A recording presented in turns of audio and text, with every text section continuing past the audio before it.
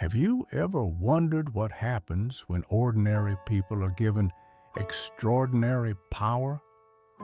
What lies beneath the surface of authority, and how easily it can unravel even the most well-meaning among us? Tonight, we begin our journey through most disturbing human psychology theories to fall asleep. 2. With one of the darkest chapters in psychological research, the Stanford Prison Experiment.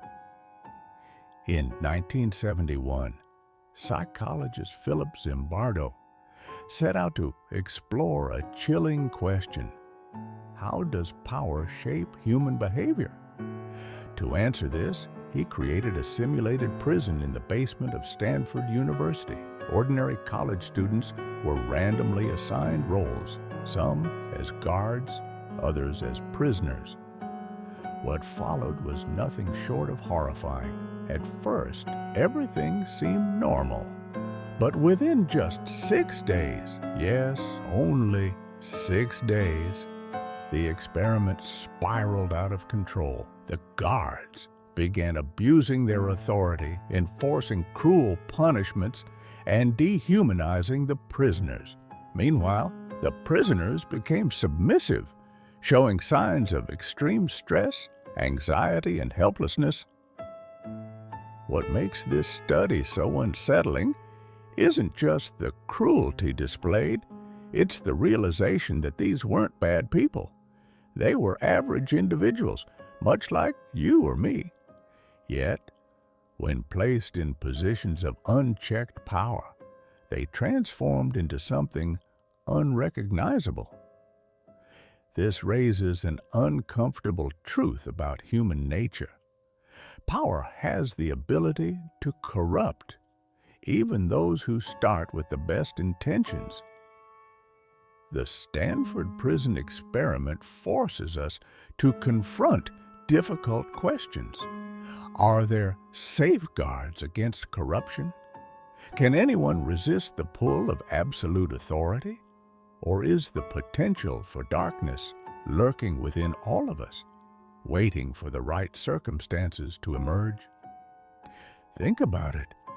If you were handed the keys to that basement prison, would you act differently, or would you succumb to the same impulses?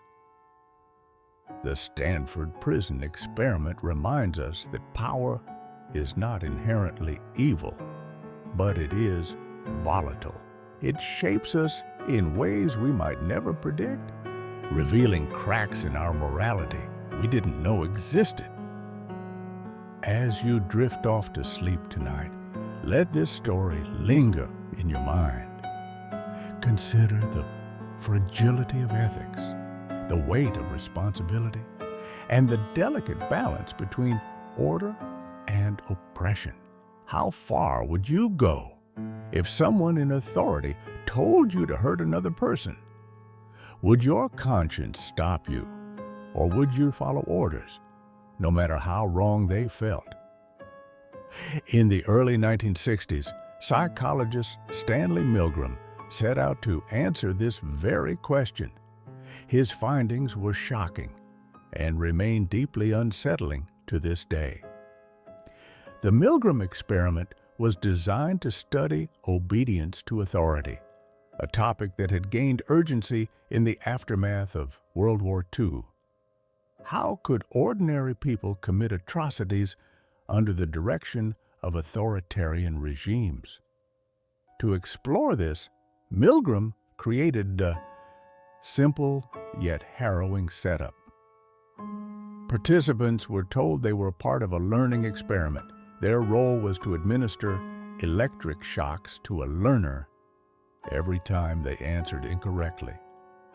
With each mistake, the voltage increased from a mild 15 volts all the way up to a lethal 450 volts. Unbeknownst to them, the shocks weren't real, but the cries of pain from the unseen learner certainly sounded convincing.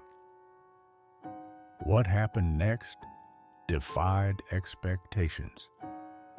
Despite hearing screams of agony and pleas for mercy, over 65% of participants continued delivering shocks up to the maximum level, simply because an authoritative figure instructed them to do so.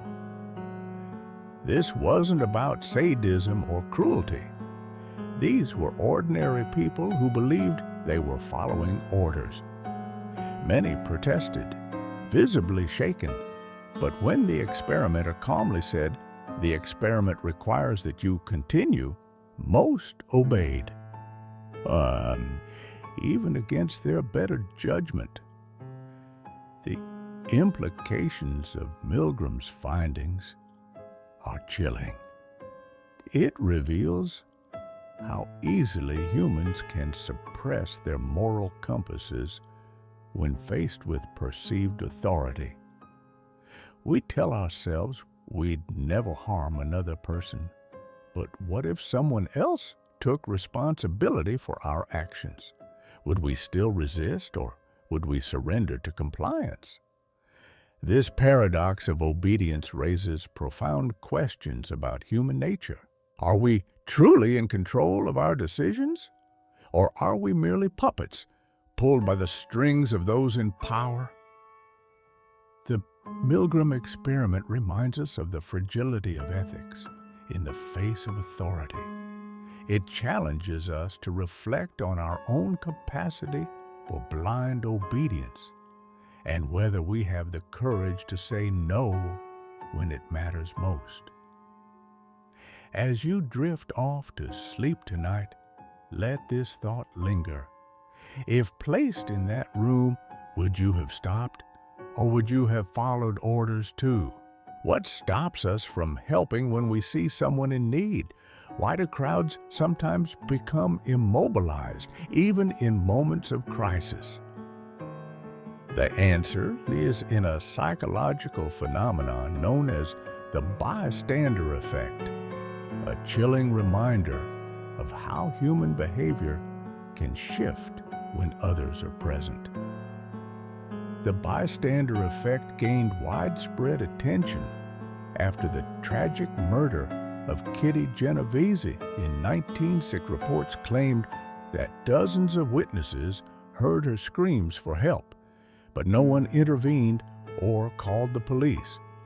While later investigations revealed some inaccuracies in the original story, it sparked critical questions about human inaction.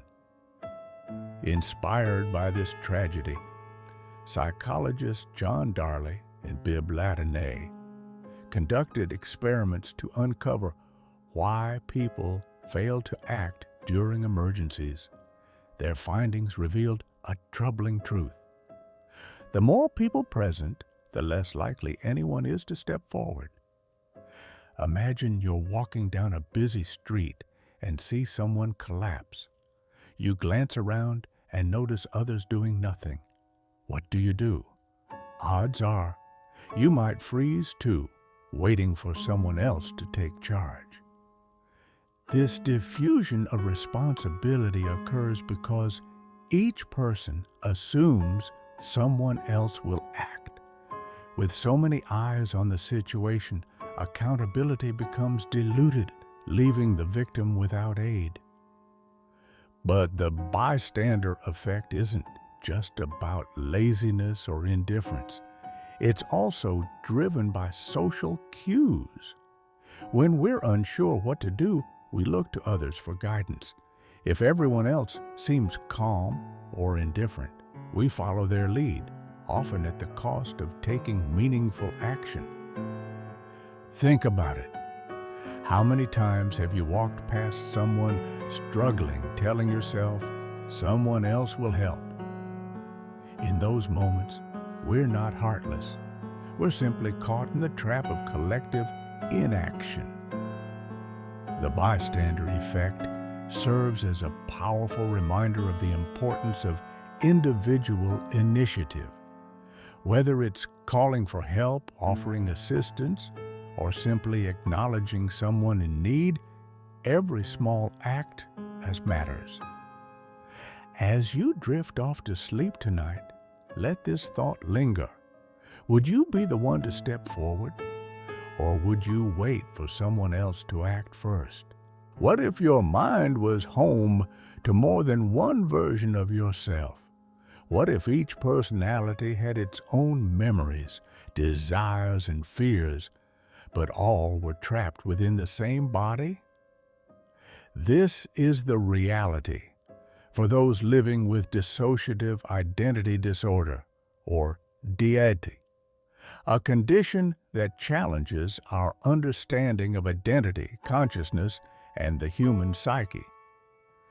Dissociative identity disorder, formerly known as multiple personality disorder, occurs when an individual develops two or more distinct identities or personality states. These alternate personalities, often referred to as alters, can have unique traits, voices, even physical mannerisms. The origins of DID are deeply rooted in trauma. For many, it begins as a coping mechanism during childhood when extreme abuse or neglect forces the mind to fragment. By creating separate identities, the brain attempts to compartmentalize pain, shielding the core self from unbearable experiences. Imagine waking up with no memory of hours or even days of your life. Imagine finding notes written by someone else in your handwriting. This is the daily reality for individuals with DID. Alters may take control at different times, often triggered by stress or specific cues, leaving gaps in awareness for the host personality. Each alter serves a purpose, whether it's protecting the individual from harm, expressing emotions they cannot face, or simply carrying out everyday tasks. Yet, this internal system can also lead to confusion, conflict, and profound isolation. One of the most fascinating aspects of DID is how alters interact with one another. Some individuals describe their alters as voices inside their head, while others experience them as fully independent beings who step forward to take over. In rare cases, alters may not even be aware of each other, operating like strangers sharing a single apartment. This raises profound questions about the nature of identity. If our sense of self is defined by continuity, if we believe we are the same person today as we were yesterday, what does it mean to exist alongside multiple selves, each with its own story? Dissociative identity disorder reminds us of the incredible resilience of the human mind and its capacity to adapt in unimaginable ways. It challenges us to redefine what it means to be whole, to recognize that healing isn't about erasing parts of ourselves, but learning to integrate them. As you drift off to sleep tonight, consider this. How would you feel if you discovered another version of yourself waiting just beneath the surface? Would you fear it or embrace it? What happens when survival depends on forming a bond with the very person who holds you captive? How can fear transform into affection, even love, under the most harrowing circumstances? This is the enigma of Stockholm Syndrome, a psychological phenomenon where hostages develop empathy, attachment, or even romantic feelings for their captors. The term Stockholm Syndrome was coined in 1973 after a dramatic bank robbery in Stockholm, Sweden. 4 employees were held hostage for 6 days inside a vault by an armed robber. When they were finally released, something unexpected happened. They defended their captor, refusing to testify against him and even raising money for his legal defense. At first glance, this seems illogical. Why would victims sympathize with someone who endangers their lives? The answer lies in the complex interplay of fear, dependency, and survival instincts. Stockholm Syndrome occurs because human beings are wired to adapt to extreme stress. In life-threatening situations, hostages often feel powerless. If their captor shows small acts of kindness, like providing food, water, or sparing them harm, it creates a sense of relief and gratitude. Over time, these moments can distort perception, leading captives to see their kidnapper not as a threat, but as a protector. It's important to note that this isn't about romance in the traditional sense. It's about survival. By identifying with the captor, the hostage believes they increase their chances of staying alive. It's a coping mechanism, a way to make sense of an incomprehensible situation. One of the most infamous examples of Stockholm Syndrome is the case of Patty Hearst. In 1904, the heiress was kidnapped by a radical group called the Symbionese Liberation Army. Initially held as a prisoner, she eventually joined her captors, adopting their ideology and participating in criminal activities. Her transformation shocked the world, but it also highlighted how deeply malleable the human psyche can be under duress. While not all hostages experience Stockholm Syndrome, its effects are profound for those who do. It blurs the lines between victim and ally, creating bonds that defy logic and morality.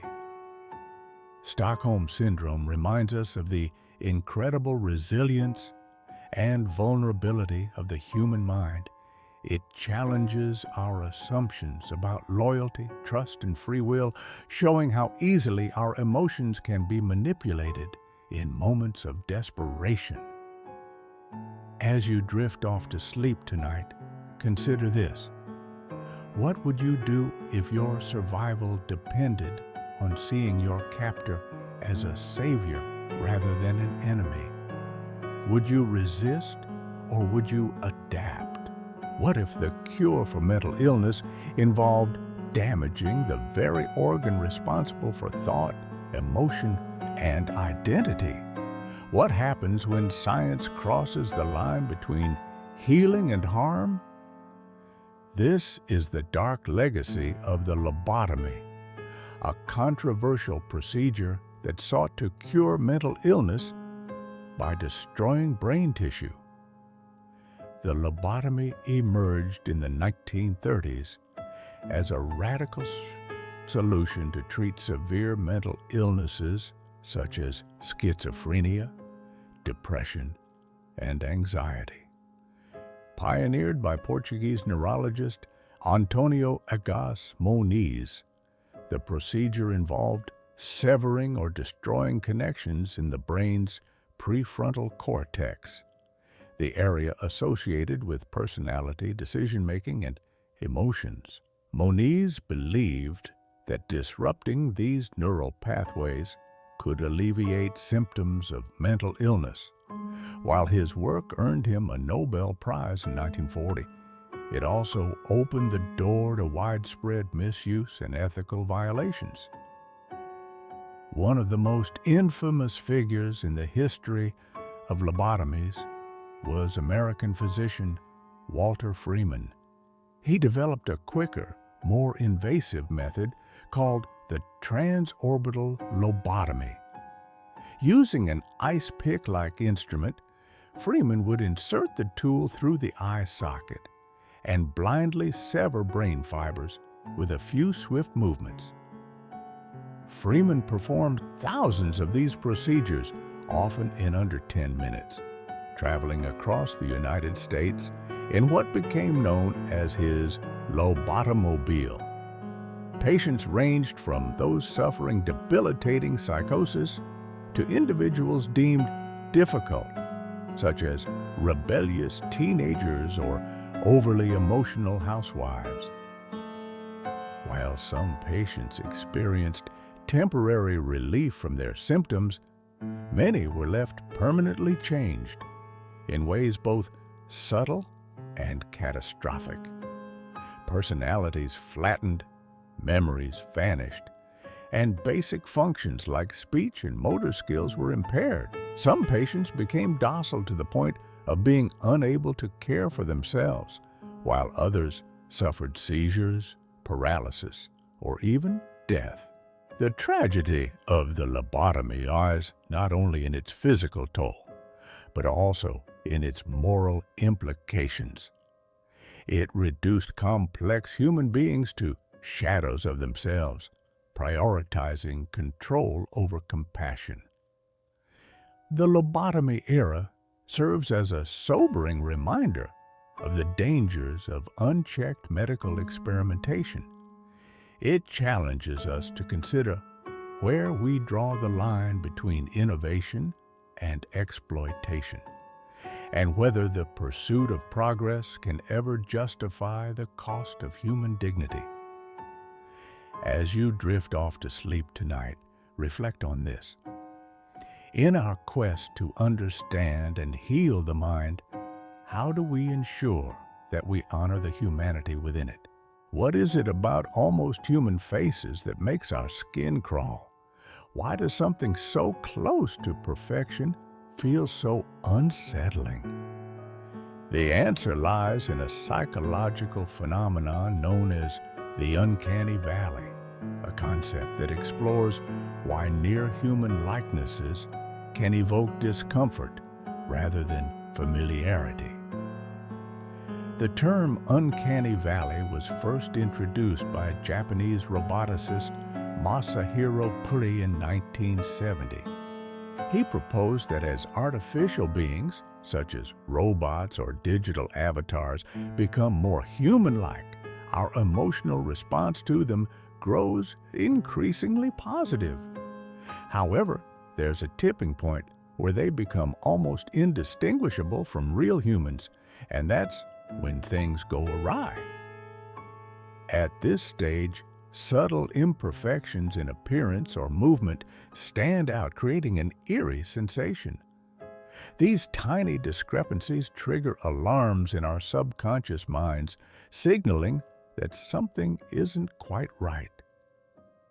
Imagine encountering a robot with flawless skin but lifeless eyes, or a CGI character whose movements are just slightly off. These small deviations from reality disrupt our expectations, leaving us feeling uneasy. It's not rejection, nor full acceptance. It's a valley of discomfort nestled between the familiar and the alien. This reaction likely stems from evolutionary instincts. Humans are wired to detect anomalies in others because such irregularities could indicate illness, danger, or deception. When we see something that looks human but behaves unnaturally, our brains interpret it as a potential threat, even if we consciously know it's harmless. One notable example comes from the world of animation. Films like The Polar Express, 2004, were criticized for their uncanny depictions of human characters. Despite advancements in technology, viewers found the characters' hyper-realistic yet slightly unnatural expressions deeply disturbing. On the other hand, less realistic designs, like Pixar's stylized characters, tend to avoid the uncanny valley altogether. By leaning into abstraction, these creations sidestep the pitfalls of trying to mimic humanity too closely. The uncanny valley reminds us how finely tuned our perception of humanity truly is. It challenges creators to strike a delicate balance between realism and artifice, while highlighting the complexities of human cognition. As you drift off to sleep tonight, reflect on this. What does it mean to look real? And why do we find the boundary between human and machine so profoundly unsettling? What happens when charm becomes a weapon? When confidence crosses into cruelty and strategy turns sinister? Tonight, we explore the Dark Triad, a psychological concept that describes three intertwined personality traits: narcissism, psychopathy, and Machiavellianism. Together, they form a toxic cocktail of manipulation, self-centeredness, and lack of empathy. The term Dark Triad was first introduced by psychologists Delroy Paulhus and Kevin Williams in 2002. These traits often appear together in individuals who use others for personal gain, whether it's climbing the social ladder, achieving power, or simply satisfying their own desires. Narcissism is marked by an inflated sense of self-importance, a craving for admiration, and little regard for others' feelings. Psychopathy involves impulsivity, callousness, and a lack of remorse or guilt. And Machiavellianism, it's all about strategic manipulation, using cunning tactics to control situations and people. People high in these traits may seem charming at first glance. They excel at winning trust, making grand promises, or even inspiring devotion. But beneath the surface lies a cold calculation, a willingness to exploit others without hesitation.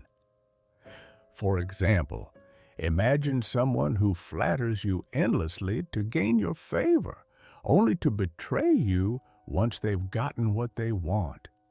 Or consider a leader who inspires loyalty through charisma, but rules with ruthless indifference to those around them. These are classic hallmarks of the Dark Triad. One unsettling aspect of the Dark Triad is how effective it can be in certain environments. In competitive settings like business, politics, or even dating, individuals with these traits often rise to the top. Their ability to manipulate, charm, and dominate can give them an edge over more empathetic counterparts. But this success comes at a cost, not just to others, but sometimes to themselves. Relationships built on deceit tend to crumble under scrutiny, leaving behind a trail of broken trust and emotional wreckage. The Dark Triad reminds us of the duality within human nature, the thin line between magnetism and malevolence. It challenges us to recognize manipulative behaviors, both in others and in ourselves. As you drift off to sleep tonight, reflect on this. Are we drawn to those who shine brightly because of their gifts or despite their shadows? What causes ordinary, well-meaning individuals to commit acts of cruelty or evil? Is it something inherent in their nature, or is it the situation they find themselves in?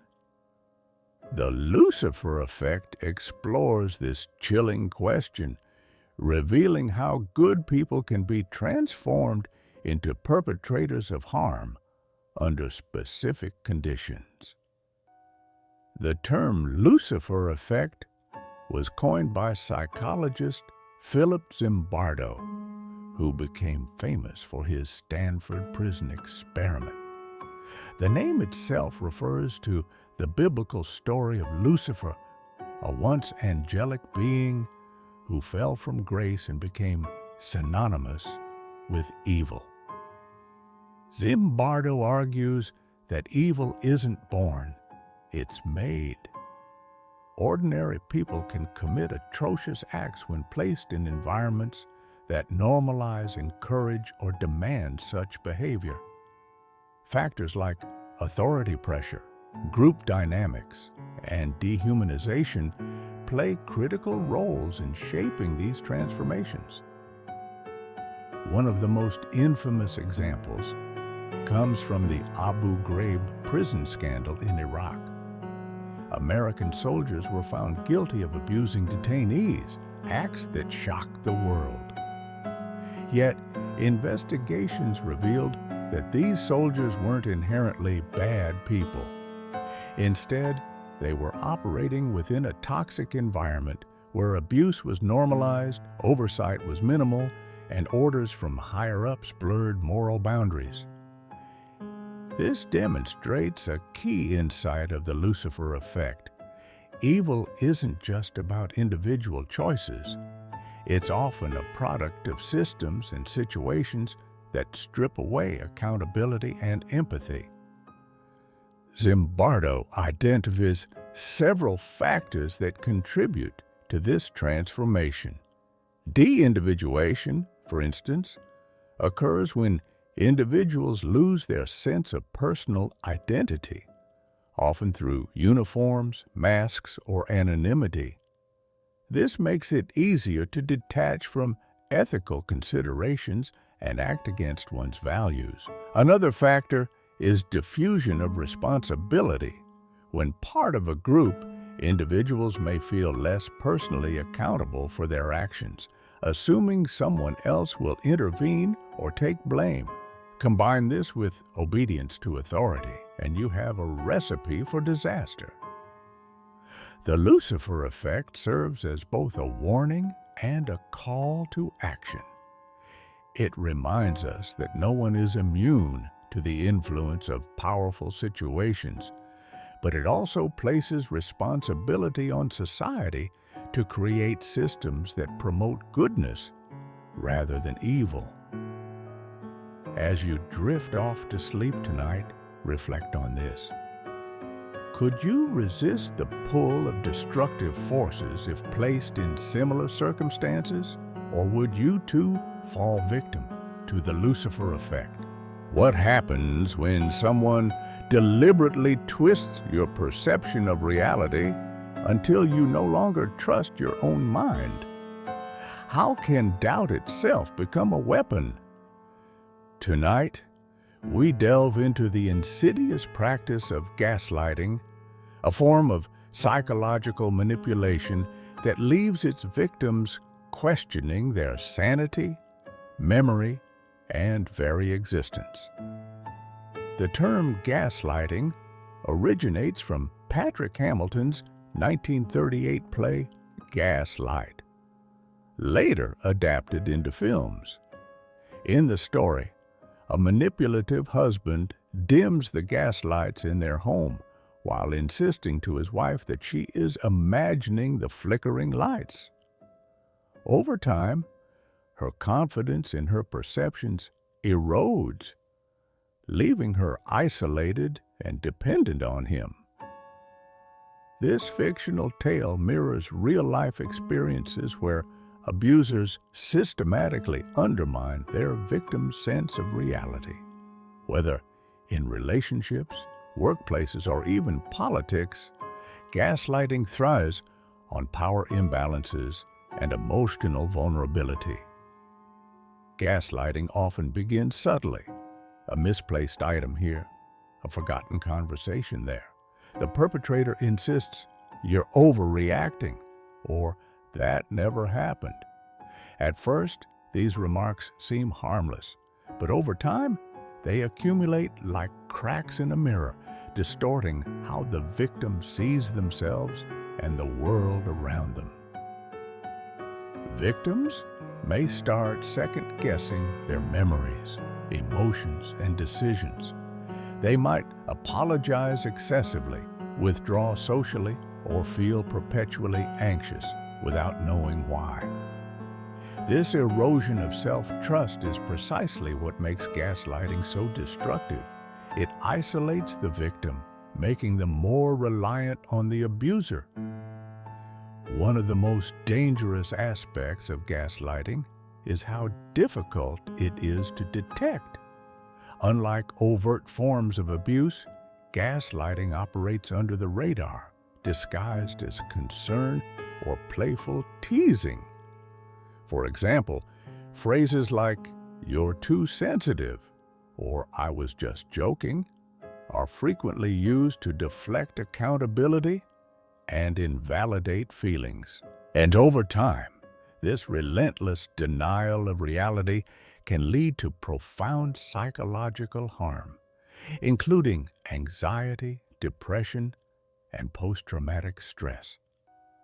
Victims may struggle to break free because the abuser has convinced them they cannot survive or thrive without them.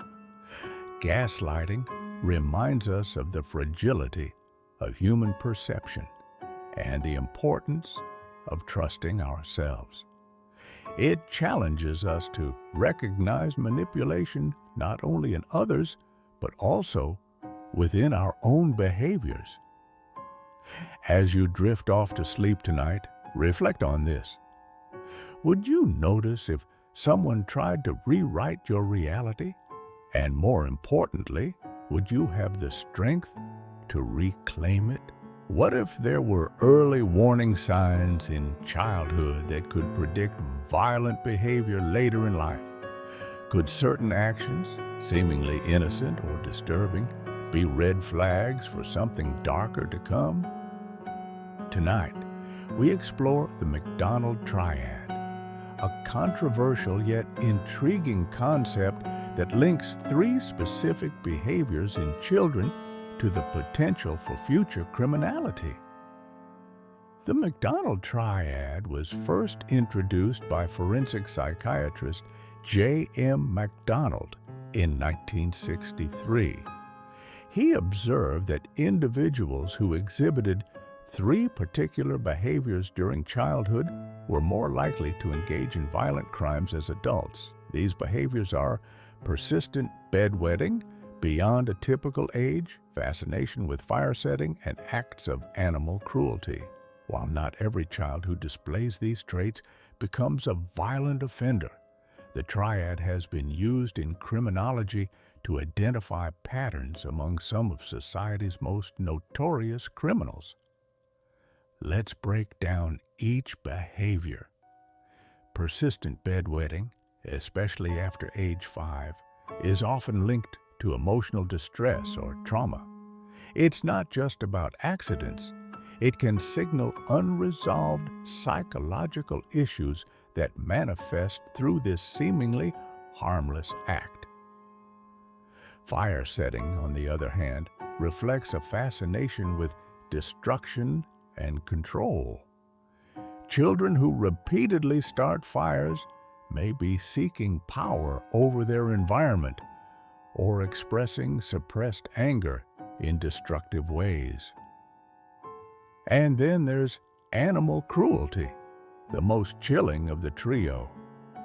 Deliberately harming animals is considered a strong indicator of a lack of empathy and remorse. Many serial killers and violent offenders have histories of abusing animals during childhood, using them as practice for larger acts of violence. Together, these behaviors form a troubling pattern. They suggest an inner world filled with chaos, frustration, and a desire for dominance. All traits that, left unchecked, can escalate into dangerous tendencies. The McDonald Triad reminds us that early intervention is crucial. While these behaviors don't guarantee a life of crime, they do highlight the importance of addressing childhood trauma and providing support before it festers into something worse.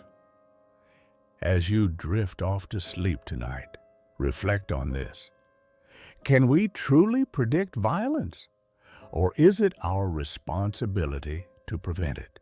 What happens when something is so appealing it overrides our natural instincts? Why do we crave things that are bigger, brighter, or sweeter than what nature intended?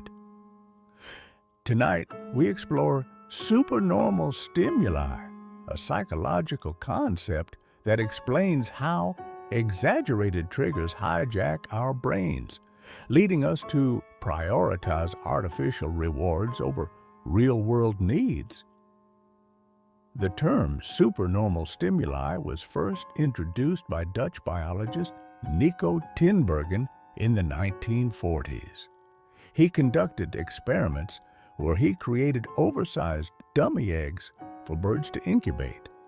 Surprisingly, the birds favored these fake eggs over their own, smaller, naturally sized ones, even though the artificial versions were impractical for hatching chicks.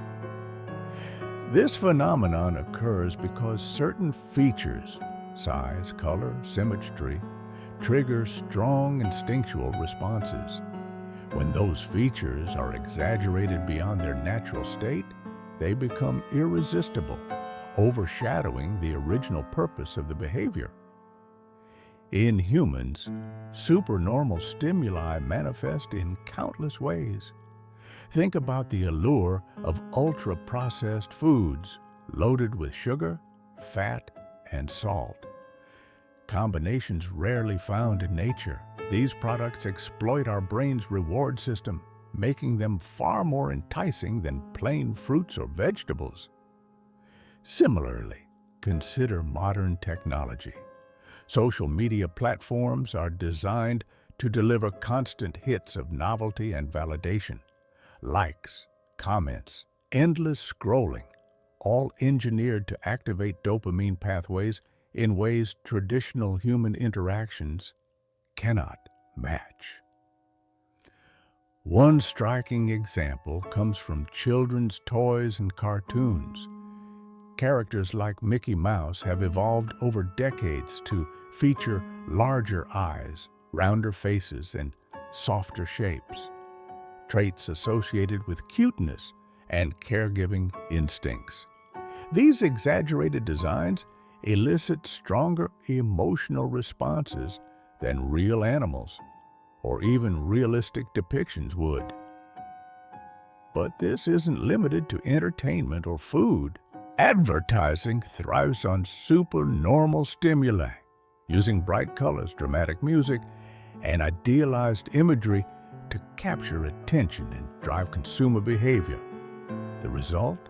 We're drawn to products and experiences that feel satisfying in the moment, but may not align with long-term well-being.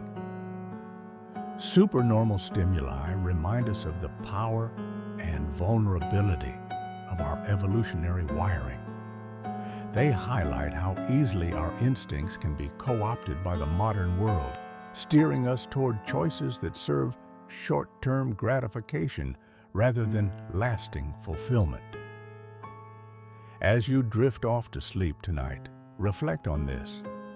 How often do you fall prey to exaggerated triggers, and what steps can you take to reclaim control over your instincts? What happens when ignorance masquerades as expertise? Why do some people overestimate their abilities while lacking the skills to back them up? Tonight, we explore the Dunning-Kruger Effect, a psychological phenomenon that reveals how the less we know about a subject, the more confident we tend to feel about our understanding of it. The Dunning-Kruger effect was first identified by psychologists David Dunning and Justin Kruger in 1999. Through a series of experiments, they discovered that individuals with low levels of competence in a particular area often rate their abilities much higher than they actually are. This occurs because these individuals lack the knowledge and critical thinking required to recognize their own shortcomings. In essence, they don't know enough to realize what they don't know. For example, Imagine someone who had about started learning chess. After winning a game against an equally inexperienced opponent, they might declare themselves one of the best players. They haven't yet encountered advanced strategies or faced skilled opponents, so they have no frame of reference for how much there is to learn. On the flip side, highly competent individuals often underestimate their abilities. Experts understand the complexity of their field and recognize the gaps in their knowledge, which can lead to self-doubt or imposter syndrome. One classic real-world example comes from a study where participants were asked to rate their performance on logic puzzles. Those who scored lowest consistently believed they had performed far better than average.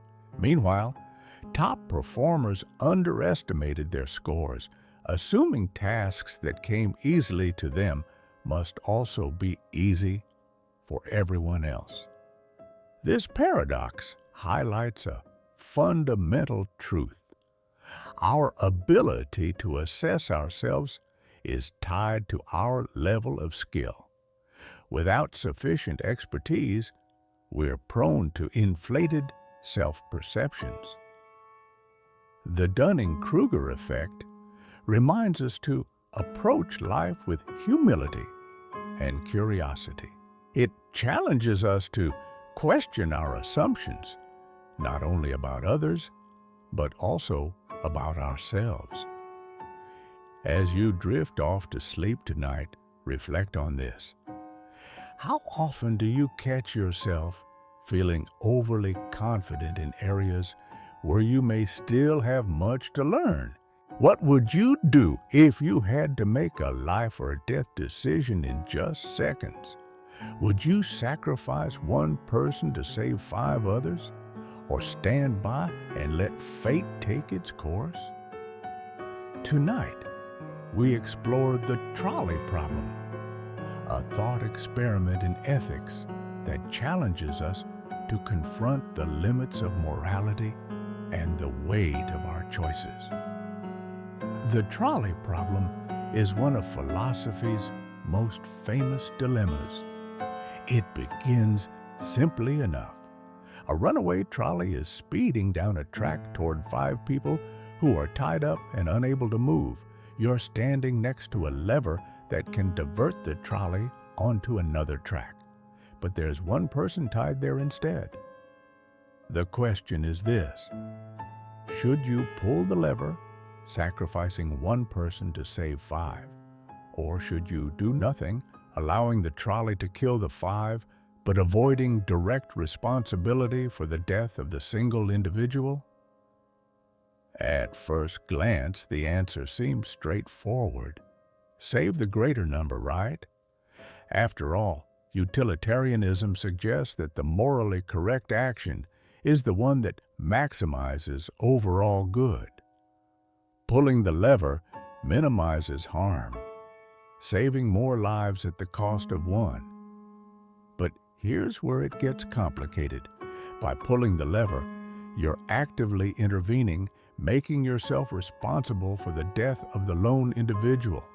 Doing nothing, while seemingly passive, still results in the deaths of 5 people. Which choice aligns with your values, and which feels heavier on your conscience? One variation of the problem deepens the complexity. Imagine you're standing on a footbridge above the track. The trolley is approaching the same 5 people, but this time there's no lever. Instead, a large stranger stands beside you. If you push them off the bridge onto the track, their body will stop the trolley, saving the 5, but costing the stranger's life. This version forces us to consider proximity and personal involvement. Pushing someone feels far more visceral than pulling a lever, even though the outcome is identical. Why does distance, or lack thereof, so profoundly affect our moral calculus? The trolley problem doesn't offer easy answers. It wasn't designed to.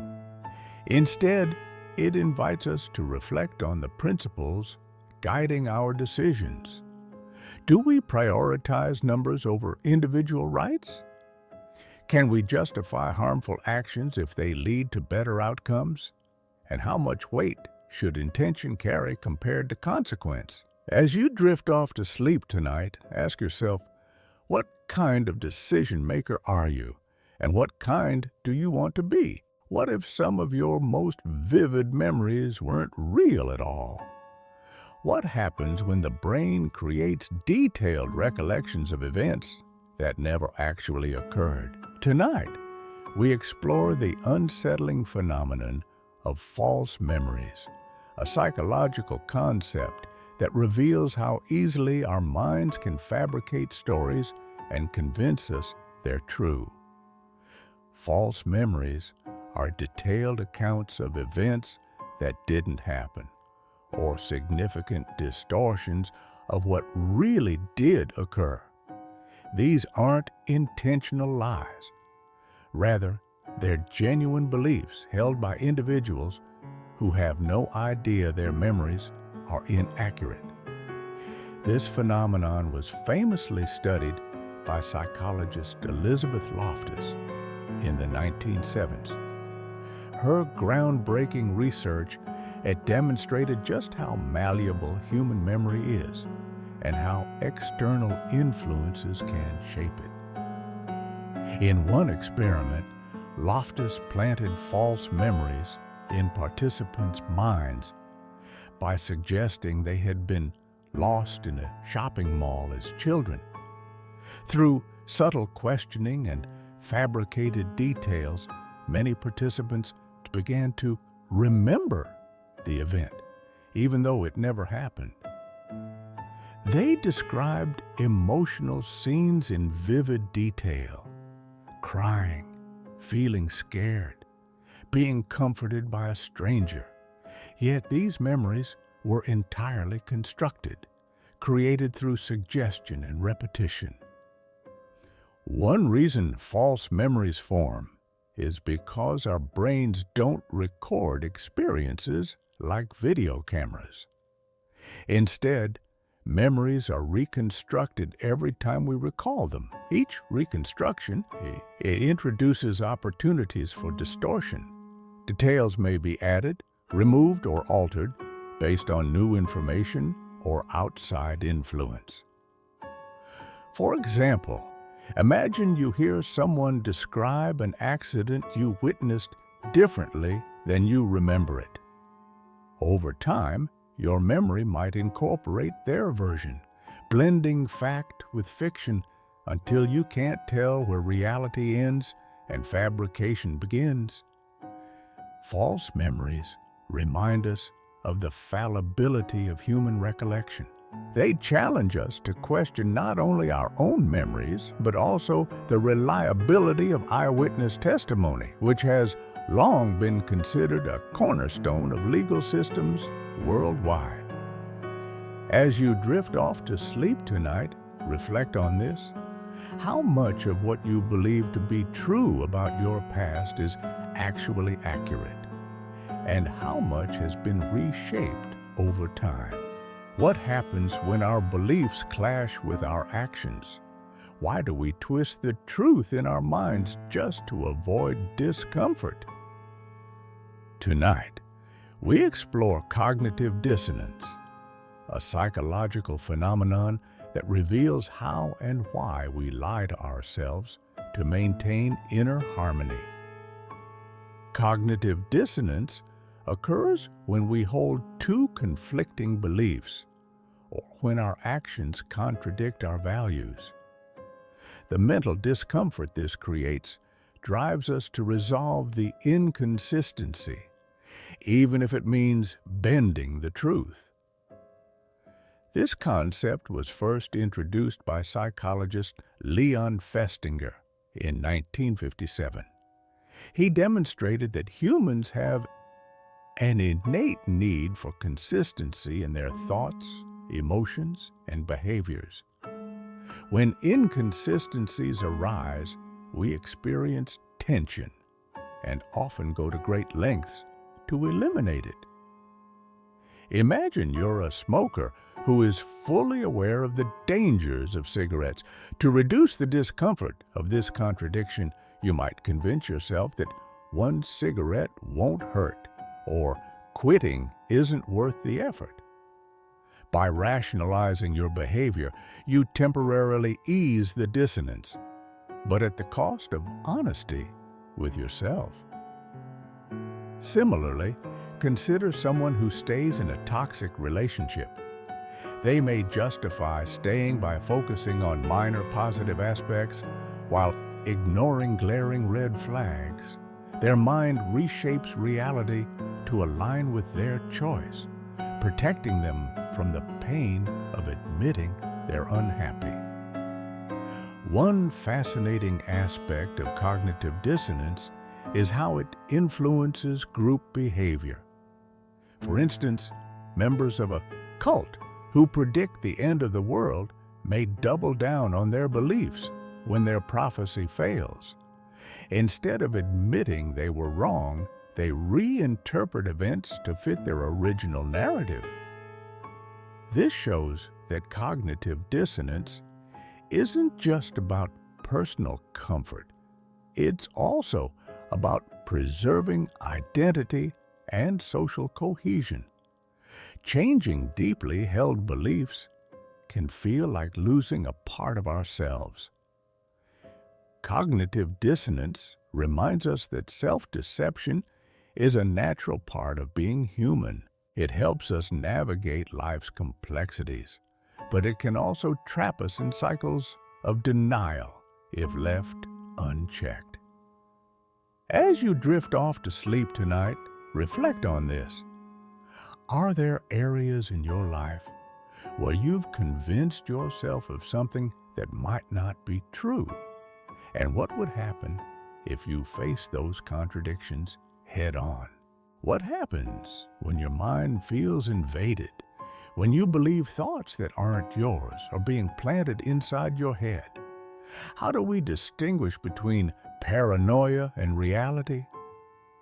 Tonight, we delve into the unsettling world of paranoia and thought insertion, a psychological phenomenon where individuals feel their thoughts are controlled or manipulated by external forces. Paranoia is more than just suspicion. It's an intense, irrational fear that others are plotting against you or watching your every move. When combined with thought insertion, it becomes even more disturbing. Thought insertion is the belief that someone else is placing ideas, images, or emotions directly into your mind without your consent. This experience is often associated with severe mental health conditions like schizophrenia or delusional disorders. It challenges one's sense of autonomy, leaving them feeling trapped in their own consciousness. Imagine hearing a voice or sensing a presence that insists it's controlling what you think. You might suddenly have an unfamiliar idea pop into your mind only to immediately believe it didn't originate from you. For some, these thoughts are attributed to supernatural forces, government surveillance, or even alien intervention. While outsiders may recognize these beliefs as symptoms of illness, for the individual experiencing them, they feel utterly real. This disconnect highlights how fragile our perception of control over our minds truly is. One particularly chilling case involved a patient who believed her therapist was inserting negative thoughts into her mind during sessions. Despite evidence to the contrary, she remained convinced that his intentions were malevolent. Her inability to trust her perceptions made recovery incredibly challenging. thought insertion also raises profound questions about identity. If our thoughts are not entirely our own, then who are we? What does it mean to have free will if we can't trust the source of our innermost ideas? Paranoia and thought insertion remind us of the complexity and vulnerability of the human mind. They challenge us to approach those struggling with such experiences with empathy rather than judgment. As you drift off to sleep tonight, reflect on this. How would you react if you couldn't trust your own thoughts? And how much of your sense of self depends on believing your mind is truly yours? What happens when the pressure to fit in overrides what we know to be true? Why do we go along with the crowd even when deep down we know they're wrong? Tonight, we explore the Asch Conformity Experiment, a groundbreaking study that reveals just how powerful social influence can be on our decisions and beliefs. In the 1950s, psychologist Solomon Asch set out to understand the extent to which people would conform to a group consensus, even when that consensus was clearly incorrect. His experiment was simple yet profound. Participants were shown a card with a single vertical line and another card with 3 lines of varying lengths. Their task was to identify which of the 3 lines matched the length of the first. The catch? They were seated among a group of actors who had been instructed to give the same wrong answer. At first, everything seemed normal. Participants confidently gave correct answers when the group agreed with them. But when the actors deliberately chose an obviously incorrect answer, something surprising happened. Over 75% of participants conformed to the group at least once, knowingly selecting the wrong line simply because everyone else did. Some even began to doubt their own eyes, questioning whether the majority could somehow be right. Asch's findings revealed a fundamental truth about human nature. We are deeply influenced by those around us. The desire to belong, to avoid standing out or being judged, often outweighs our commitment to objective reality. This phenomenon isn't limited to contrived laboratory settings. In everyday life, we see it play out in classrooms, workplaces, and online communities. Whether it's adopting popular opinions, following fashion trends, or echoing misinformation, the pull of conformity is pervasive. The Asch Conformity Experiment reminds us of the delicate balance between independence and social harmony. It challenges us to reflect on moments when we've prioritized fitting in over speaking up, and whether we've lost sight of our own truth in the process. As you drift off to sleep tonight, ask yourself, how often do I follow past the crowd? Not because I believe it's right, but because it feels safer. What happens when thousands or even millions of people share the same false memory? Is it simply a trick of the mind, or could there be something stranger at play? Tonight, we explore the Mandela Effect, a phenomenon where large groups of people remember events or details differently from how they actually occurred. The term Mandela Effect was coined by paranormal researcher Fiona Broome in the early 2000s. She discovered that many people, including herself, vividly remembered Nelson Mandela dying in prison during the 1980s, complete with news coverage and mourning crowds. In reality, Mandela passed away in 2013 after serving as South Africa's president. This collective misremembering sparked widespread curiosity about why so many people could recall the same incorrect version of events. Since then, countless examples have emerged, ranging from minor details to significant historical moments. For instance, do you remember the children's book series spelled as Berenstain Bears? Many people do, but the correct spelling is actually Berenstain Bears, or considered Darth Vader's iconic line from Star Wars. Did he say, "Luke, I am your father," or simply, "No, I am your father"?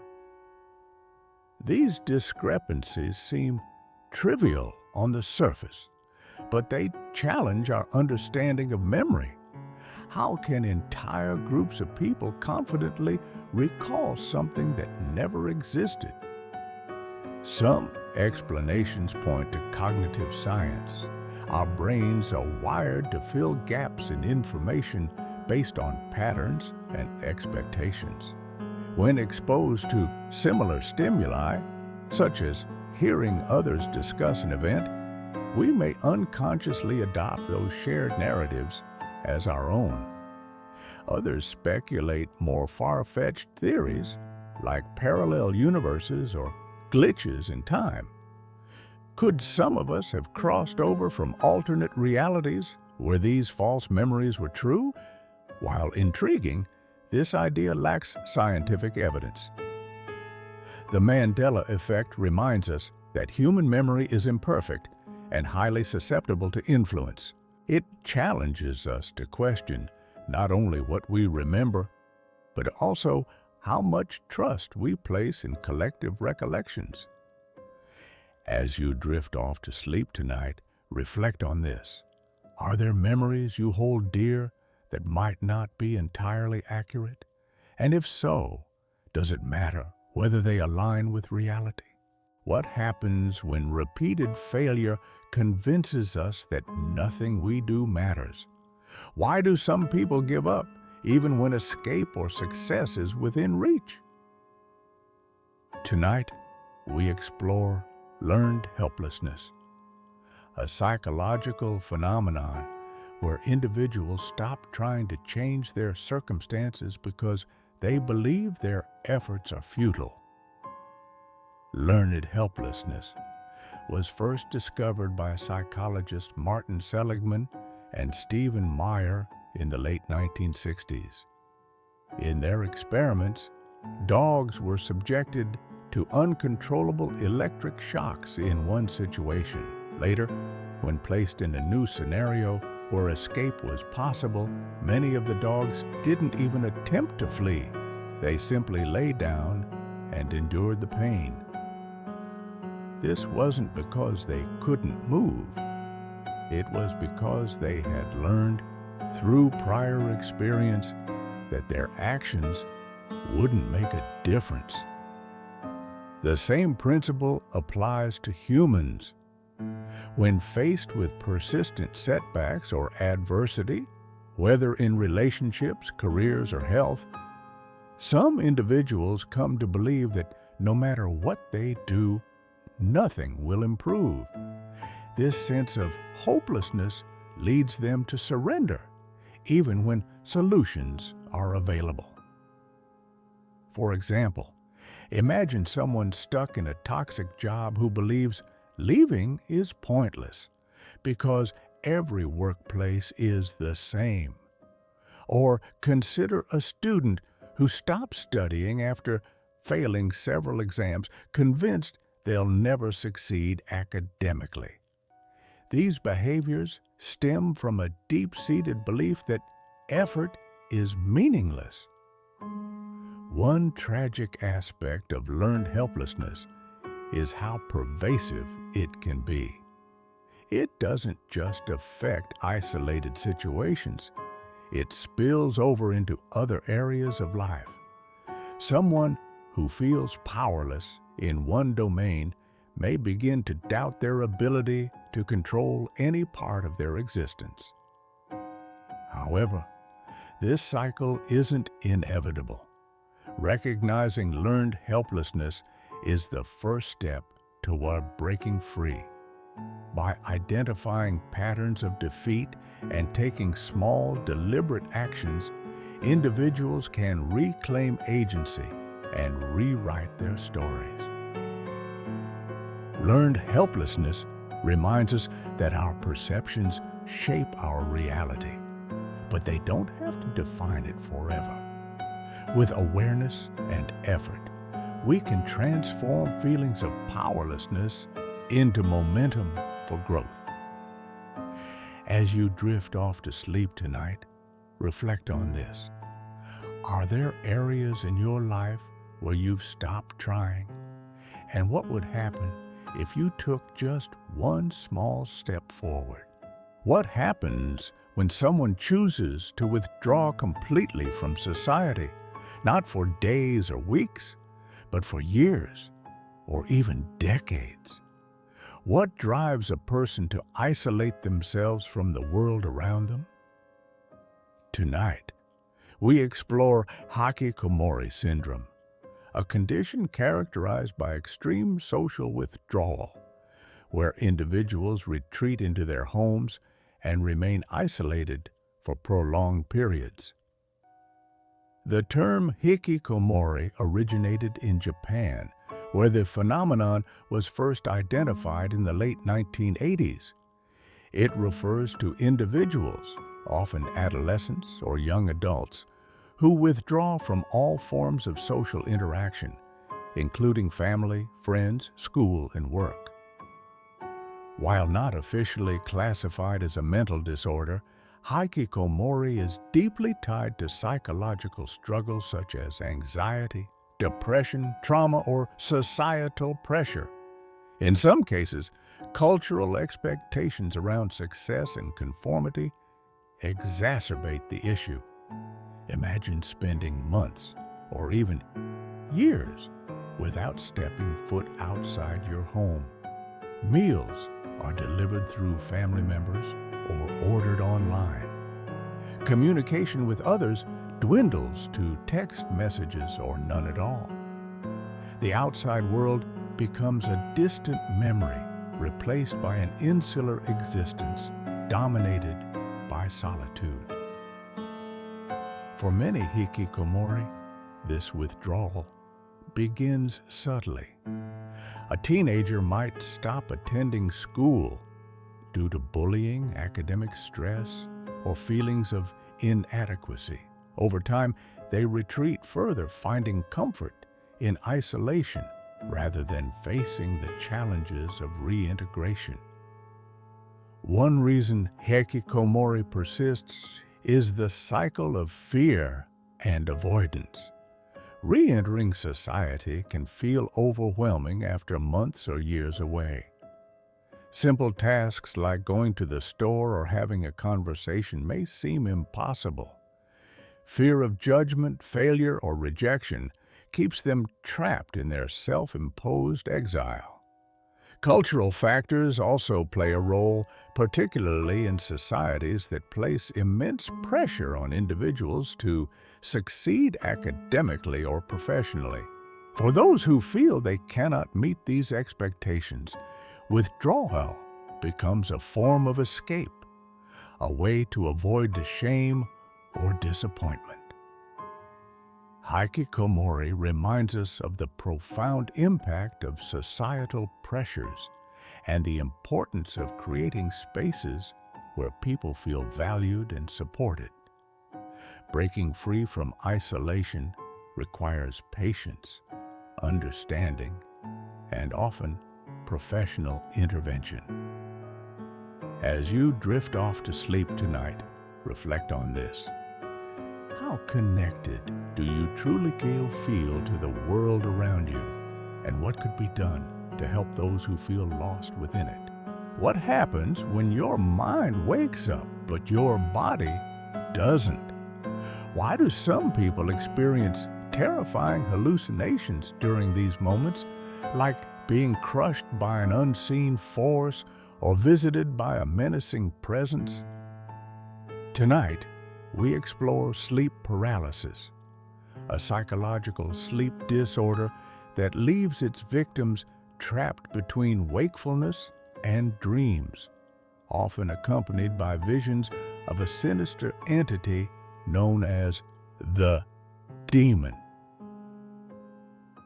Sleep paralysis occurs during the transitional stages of sleep, when you're either falling asleep or waking up. Normally, your brain paralyzes your muscles during REM sleep to prevent you from acting out your dreams. But sometimes this paralysis lingers even after consciousness returns, leaving you unable to move or speak. For those who experience it, the sensation is both eerie and suffocating. It's as though an invisible weight is pressing down on their chest, making it hard to breathe. But what makes sleep paralysis truly terrifying are the hallucinations that often accompany it. Many report seeing shadowy figures standing at the foot of their bed, or worse, perched directly on top of them. Others feel a malevolent presence in the room, often described as a demon, witch, or spirit intent on causing harm. These vivid sensations aren't random. They stem from the brain's attempt to make sense of the disorienting state. The feeling of pressure on the chest, for example, could be linked to heightened awareness of normal breathing patterns during REM sleep. Meanwhile, the ominous figures may arise from the brain's fear response, triggered by the vulnerability of being immobilized. In many cultures, these experiences have been interpreted through folklore. In Japan, it's called kanashibari, believed to be caused by vengeful spirits. In Newfoundland, it's known as the Old Hag, where victims claim to be attacked by a witch riding their chest. Even modern interpretations often describe encounters with extraterrestrials, a testament to how deeply ingrained these stories are in human history. While science explains sleep paralysis as a neurological phenomenon, its impact on those who endure it is undeniably real. For some, the fear lingers long after the episode ends, leading to anxiety about going to sleep again. The sleep paradox demon reminds us of the delicate balance between mind and body and the power of our imagination to turn ordinary sensations into extraordinary fears. As you drift off to sleep tonight, reflect on this. If you ever find yourself paralyzed in that liminal space between worlds, remember, it's just your brain playing tricks. And no matter how real it feels, dawn will always chase away the shadows. What happens when someone believes they no longer exist, even though they're standing right in front of you? What drives a person to insist they are dead despite all evidence to the contrary? Tonight, we explore Cotard's delusion, a rare and haunting psychological condition where individuals genuinely believe they are deceased, lack internal organs, or no longer possess a soul. Cotard's delusion, also known as walking corpse syndrome, was first described by French neurologist Jules Cotard in 1880. During his observations, he encountered patients who claimed they were dead, decomposing, or had lost their ability to feel anything, including pain. While exceedingly rare, this delusion is deeply disturbing. Sufferers may refuse to eat, claiming they don't need sustenance because they're already dead. Some even describe themselves as immortal, paradoxically believing that death has freed them from harm. Imagine waking up one morning and feeling utterly disconnected, not just from the world around you, but from your very sense of self. You look in the mirror and see your body, yet you're convinced it's merely an empty shell. Your heart beats, your lungs breathe, but none of it feels real. For those experiencing Cotard's delusion, reality becomes unmoored. Their minds reject the fundamental truth of existence, leaving them trapped in a surreal nightmare where life itself seems meaningless.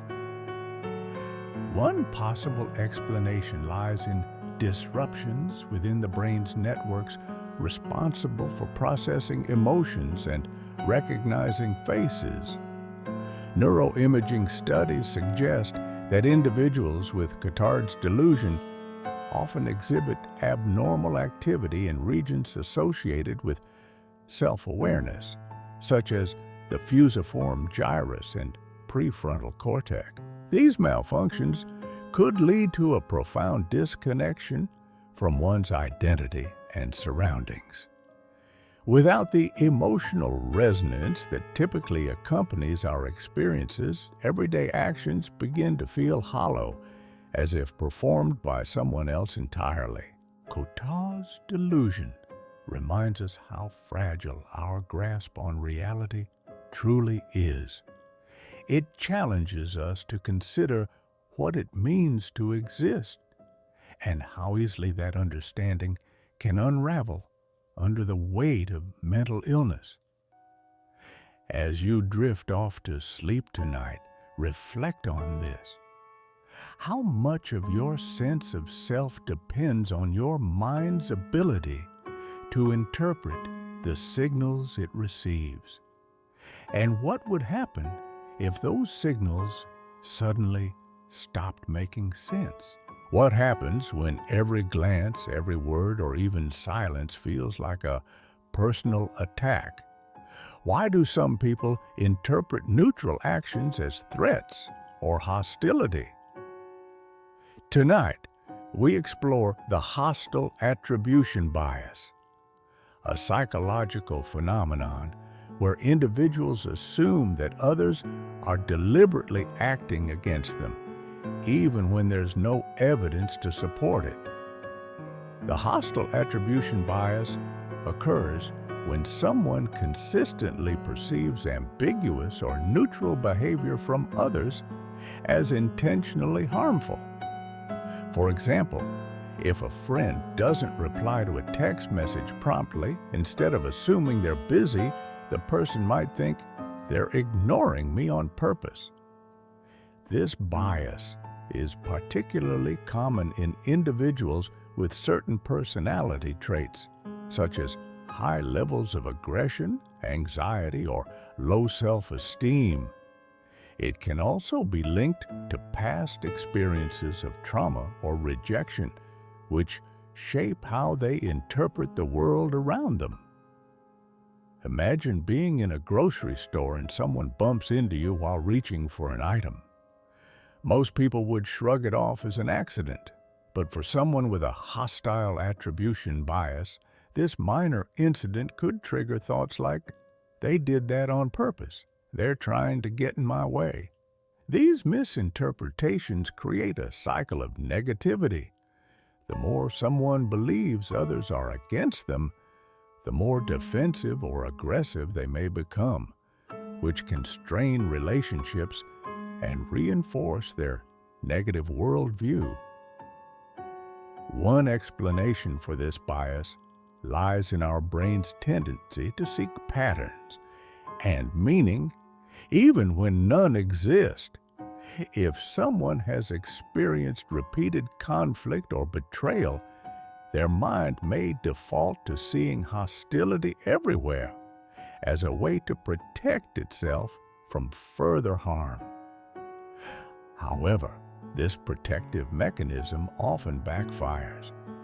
By constantly assuming malice, the individual alienates potential allies and misses opportunities for connection. Over time, this isolates them further, deepening feelings of mistrust and resentment. The hostile attribution bias reminds us of the power of perspective and how easily fear can distort our view of others. It challenges us to pause before jumping to conclusions and consider alternative explanations for someone's behavior. As you drift off to sleep tonight, reflect on this. How often do you find yourself assuming the worst about someone else's intentions? And what might happen if you chose to give them the benefit of the doubt? What happens when someone you love feels like a stranger? When the person standing in front of you looks exactly like your spouse, parent, or friend, but you're convinced they're an imposter? Tonight, we explore Capgras Delusion, a deeply unsettling psychological condition where individuals believe that their loved ones have been replaced by identical duplicates. Capgras Delusion was first described in 1923 by French psychiatrists Joseph Capgras and Jean Reboul-Lachaud. They encountered patients who claimed that close family members had been swapped out for imposters, often perceived as aliens, robots, or even supernatural entities. This delusion is not about forgetfulness or confusion. It's a profound conviction. To those experiencing it, the resemblance between the imposter and the real person is uncanny, but something critical is missing: the emotional connection. Imagine waking up next to your partner, only to feel a rising sense of dread because, despite their familiar appearance, you're certain they're not who they seem. You might say things like, "She looks like my wife, but she doesn't feel like her," or "He has my father's face, but he's not him." This eerie sensation arises from a disconnect in the brain. Normally, when we see someone familiar, two processes occur simultaneously. Our brains recognize their face and trigger an emotional response tied to our memories of them. In Capgras Delusion, this link breaks down. One theory suggests that the issue lies in communication between different parts of the brain. The visual cortex identifies the person correctly, but the limbic system, which processes emotions, fails to generate the expected warmth or attachment. Without that emotional spark, the individual concludes that the person before them is an imposter. While rare, Capgras Delusion often occurs alongside other mental health conditions, such as schizophrenia, dementia, or severe trauma. It can also be triggered by neurological damage, particularly in regions responsible for processing identity and emotion. Capgras Delusion reminds us how intricately woven our perceptions of others are with our emotions. It challenges us to consider how fragile the threads connecting familiarity and trust truly are. As you drift off to sleep tonight, reflect on this. How much of your relationships are built on what you see, and how much on what you feel? And what would happen if that feeling disappeared? What if deep within us, there exists a force that drives us not toward life, but toward death? Could it be possible that we harbor an unconscious desire for self-destruction, even as we strive to survive? Tonight, we explore Thanatos, Sigmund Freud's controversial concept of the death drive, which suggests that alongside our instinct for creation and survival lies an equally powerful urge toward chaos and annihilation. The term Thanatos originates from Greek mythology, where it represents the personification of death. Freud introduced this idea in his later works, particularly in Beyond the Pleasure Principle, published in 1920. He proposed that human behavior is driven by two fundamental instincts: eros, the life drive associated with love, creativity, and growth, and thanatos, the death drive linked to aggression, destruction, and the return to a state of inertia. While eros pushes us to connect, create, and thrive, thanatos pulls us toward conflict, risk-taking, and sometimes even self-sabotage. Freud believed that thanatos manifests in subtle ways throughout our lives. For some, it might appear as a tendency to provoke arguments or make impulsive decisions that undermine personal success. For others, it could take the form of chronic self-criticism or unhealthy habits like substance abuse. One striking example comes from individuals who repeatedly find themselves in toxic relationships. Despite knowing these connections are harmful, they feel compelled to stay or even seek them out, as though drawn to chaos and pain. Freud also connected the death drive to larger societal phenomena, such as war and violence. He argued that humanity's capacity for destruction stems from this primal urge, an innate pull toward entropy and dissolution. This perspective offers a chilling explanation for why humans, despite their intelligence and capacity for compassion, often engage in acts of cruelty and devastation. On a personal level, Thanatos challenges us to confront uncomfortable truths about ourselves.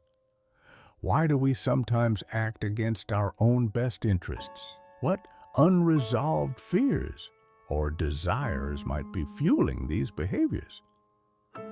Thanatos reminds us that the human psyche is a battleground between creation and destruction, connection and isolation, life and death.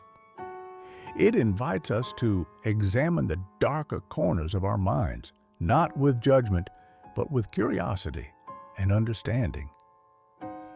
As you drift off to sleep tonight, reflect on this.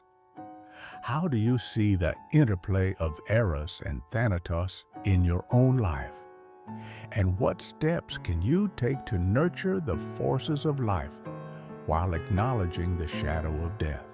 What happens when we convince ourselves that the world is inherently fair, that good things happen to good people and bad things only befall those who deserve them? Tonight, we explore the Just-World Fallacy, a dangerous belief that can lead us to blame victims, justify injustice, and ignore the complexities of human suffering. The Just-World Fallacy is the assumption that the world operates on a system of fairness, that everyone gets what they deserve. If someone succeeds, it's because they worked hard. If someone suffers, it's because they did something wrong. This belief provides comfort in an unpredictable world. It gives us the illusion of control, suggesting that if we behave well, we'll be safe from harm.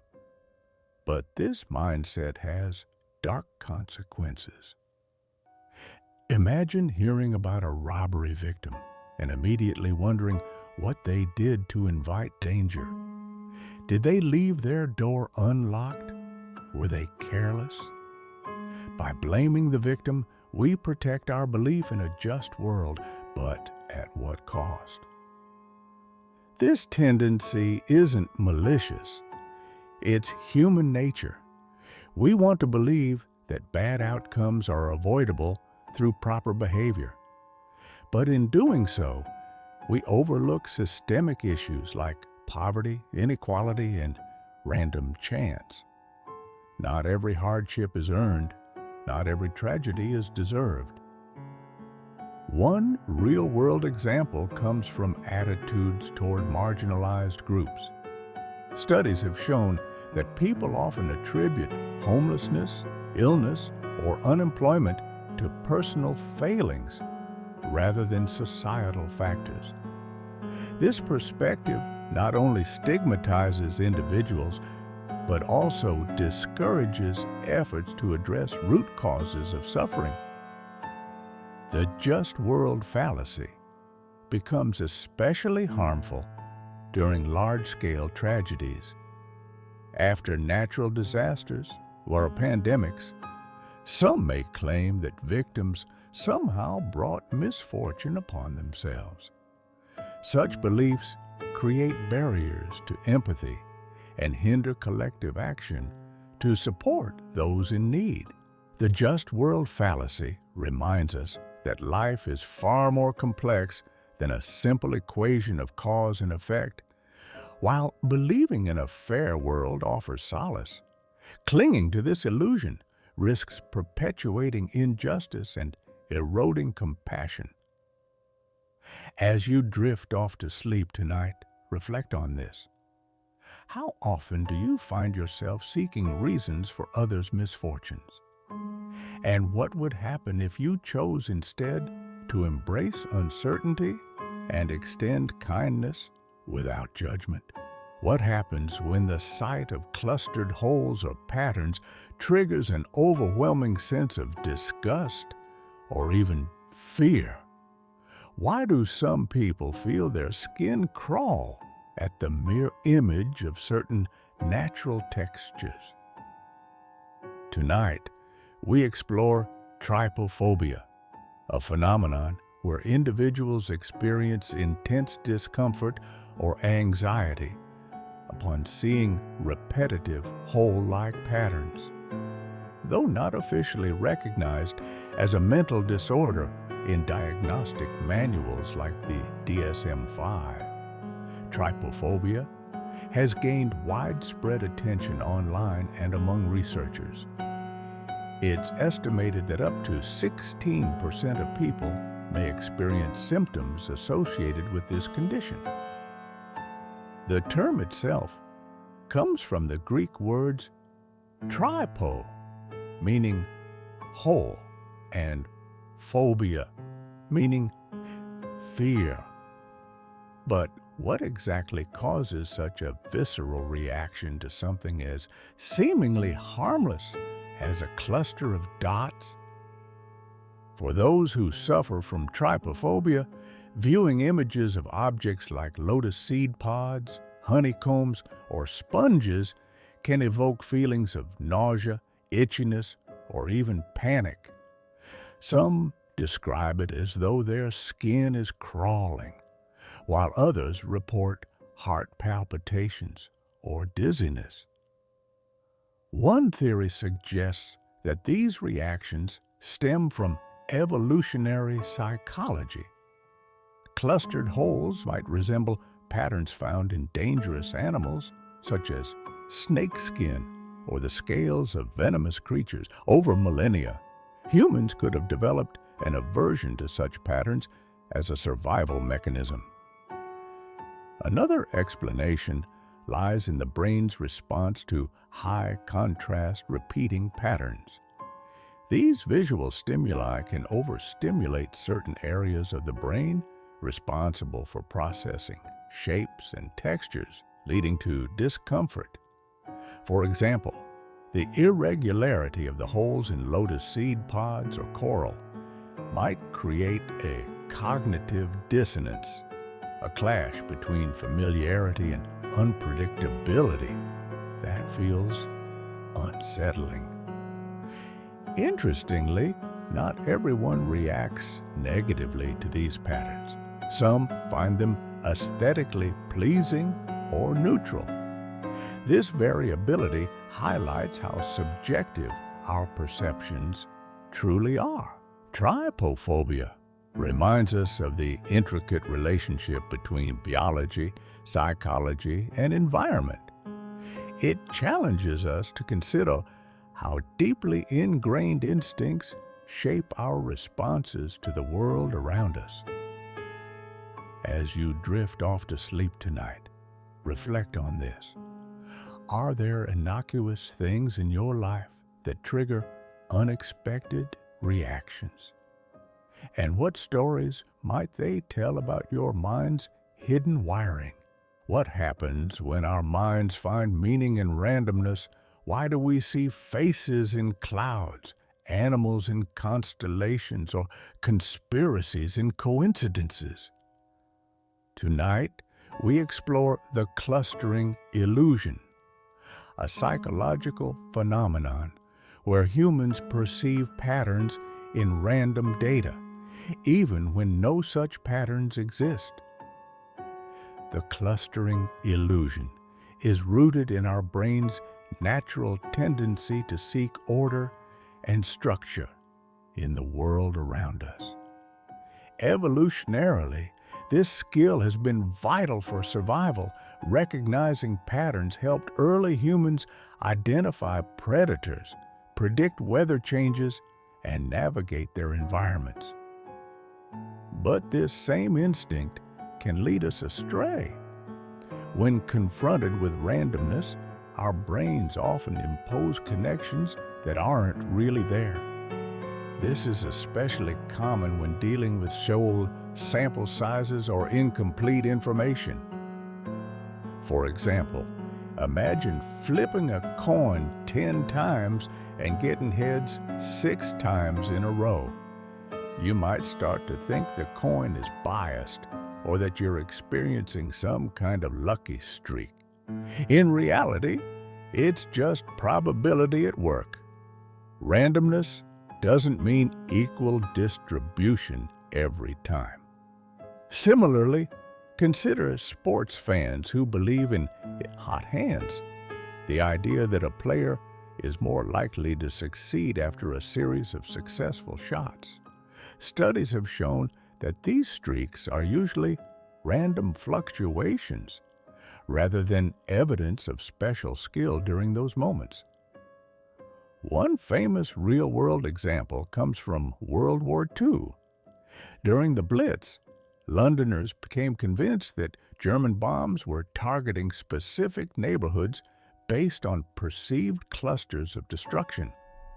However, statistical analysis revealed that the bombings were largely random.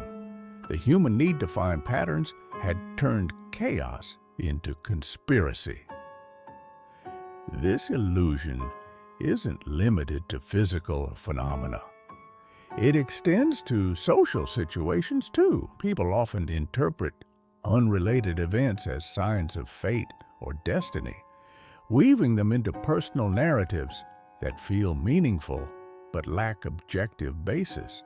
The clustering illusion reminds us how powerful our desire for order truly is, and how easily it can mislead us. It challenges us to question the patterns we see. Are they real, or are they creations of our own minds? As you drift off to sleep tonight, reflect on this. How often do you find yourself connecting dots that may not belong together? And what stories might you be telling yourself about the randomness of life? What happens when repetition tricks our minds into believing something, even if it's false?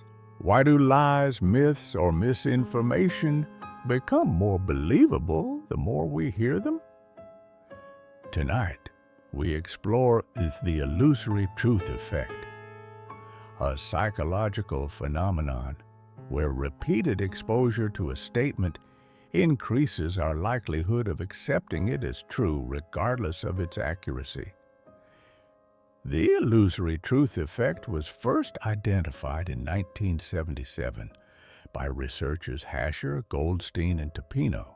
They discovered that people are more likely to rate statements as true simply because they've encountered them before, even if they know the statements are factually incorrect.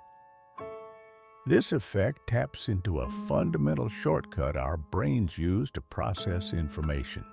Evaluating the truth of every claim we encounter would be exhausting. So instead, we rely on familiarity. If something feels familiar, we assume it must be credible. For example, imagine scrolling through your feed and coming across a headline claiming that vaccines cause harmful side effects. At first, you might dismiss it as false. But if you see the same claim over and over again, in memes, videos, or comments, it starts to feel more plausible. The repetition creates a sense of fluency, making the idea easier to process and harder to question. This is why conspiracy theories, urban legends, and even advertising slogans can stick in our minds. Repetition bypasses our critical thinking, allowing falsehoods to seep into our beliefs.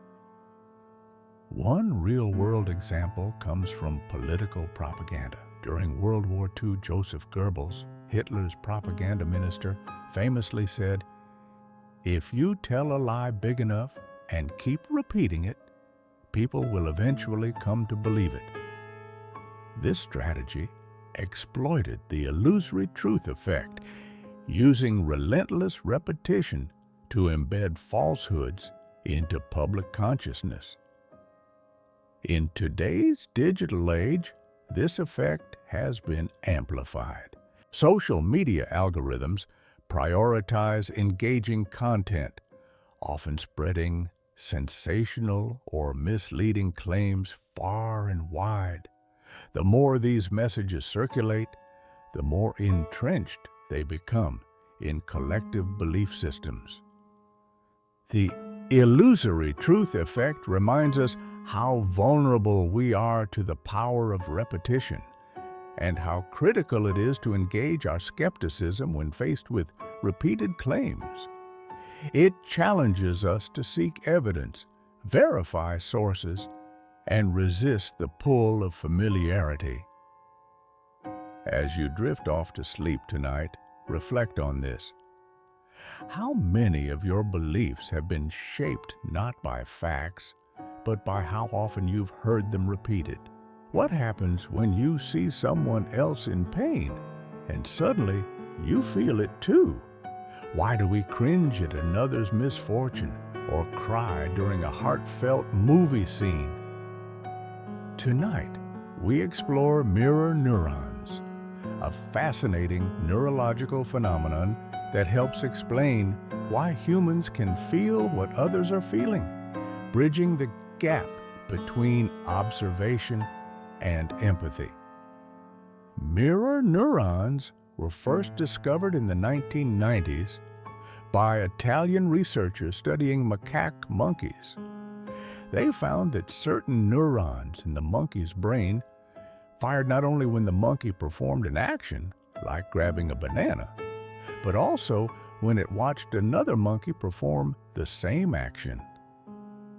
This groundbreaking discovery led scientists to investigate whether humans have a similar system.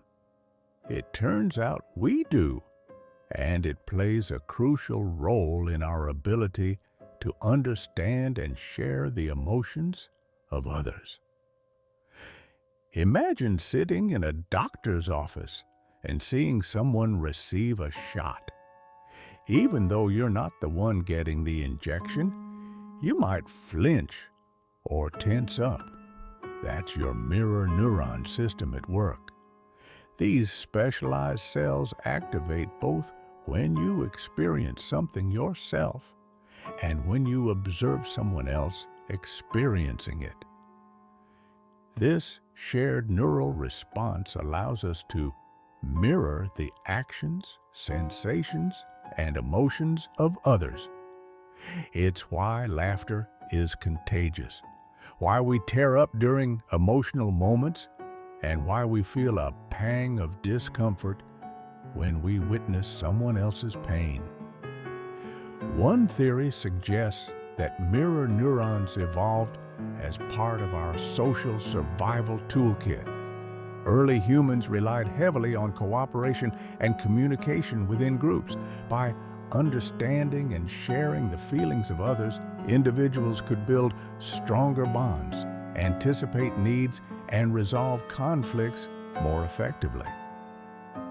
However, this system isn't perfect. Sometimes it leads to over-identification with others' suffering. For example, healthcare workers may experience burnout because their mirror neuron systems are constantly engaged by patients' distress. Similarly, watching violent or tragic events unfold on television can leave viewers emotionally drained. Mirror neurons remind us of the profound interconnectedness of human experience. They blur the line between self and other, allowing us to truly step into someone else's shoes, even if only for a moment. As you drift off to sleep tonight, reflect on this. How often do you unconsciously mirror those around you? And how does this invisible connection shape your relationships and interactions? What happens when we lose our sense of self in a sea of anonymity? Why do people behave in ways they never would if their identities were known? Tonight, we explore the Deindividuation Effect, a psychological phenomenon where individuals, shielded by anonymity, act in ways that are often aggressive, impulsive, or even monstrous.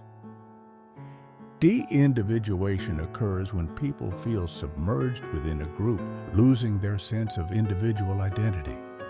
This can happen in large gatherings like concerts, protests, or sports events, or even online, where usernames and avatars replace real names and faces. When de-individuated, individuals become less self-aware and more influenced by the emotions and actions of the group. The result? A suspension of personal responsibility and an increase in behaviors they might otherwise avoid. Imagine standing in a crowded protest. At first, everyone is peaceful, but then someone throws a rock through a window, and suddenly, chaos erupts. You might find yourself swept up in the moment, joining in acts you'd never consider alone. Why does this happen? Anonymity strips away accountability. When your face is hidden behind a mask, or your identity is cloaked by the vastness of cyberspace, you no longer feel personally responsible for your actions. Instead, you're just another faceless entity, blending into the collective. One famous example comes from psychologist Philip Zimbardo's studies on de-individuation. In one experiment, participants dressed in oversized lab coats with hoods were instructed to deliver electric shocks to others. Similar to the Milgram Experiment, those who felt anonymous delivered significantly more intense shocks than those whose identities were visible. This effect isn't limited to physical settings. Online platforms amplify de-individuation, creating spaces where trolling, cyberbullying, and hate speech thrive. Behind screens, users feel untouchable, emboldened to say things they'd never dare utter face to face. The de-individuation effect reminds us of the power of anonymity and its potential to unleash both the best and worst in humanity.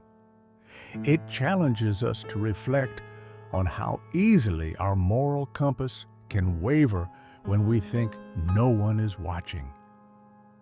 As you drift off to sleep tonight, ask yourself, would you act differently if you knew no one could see you? And how can we hold ourselves accountable, even in moments of invisibility?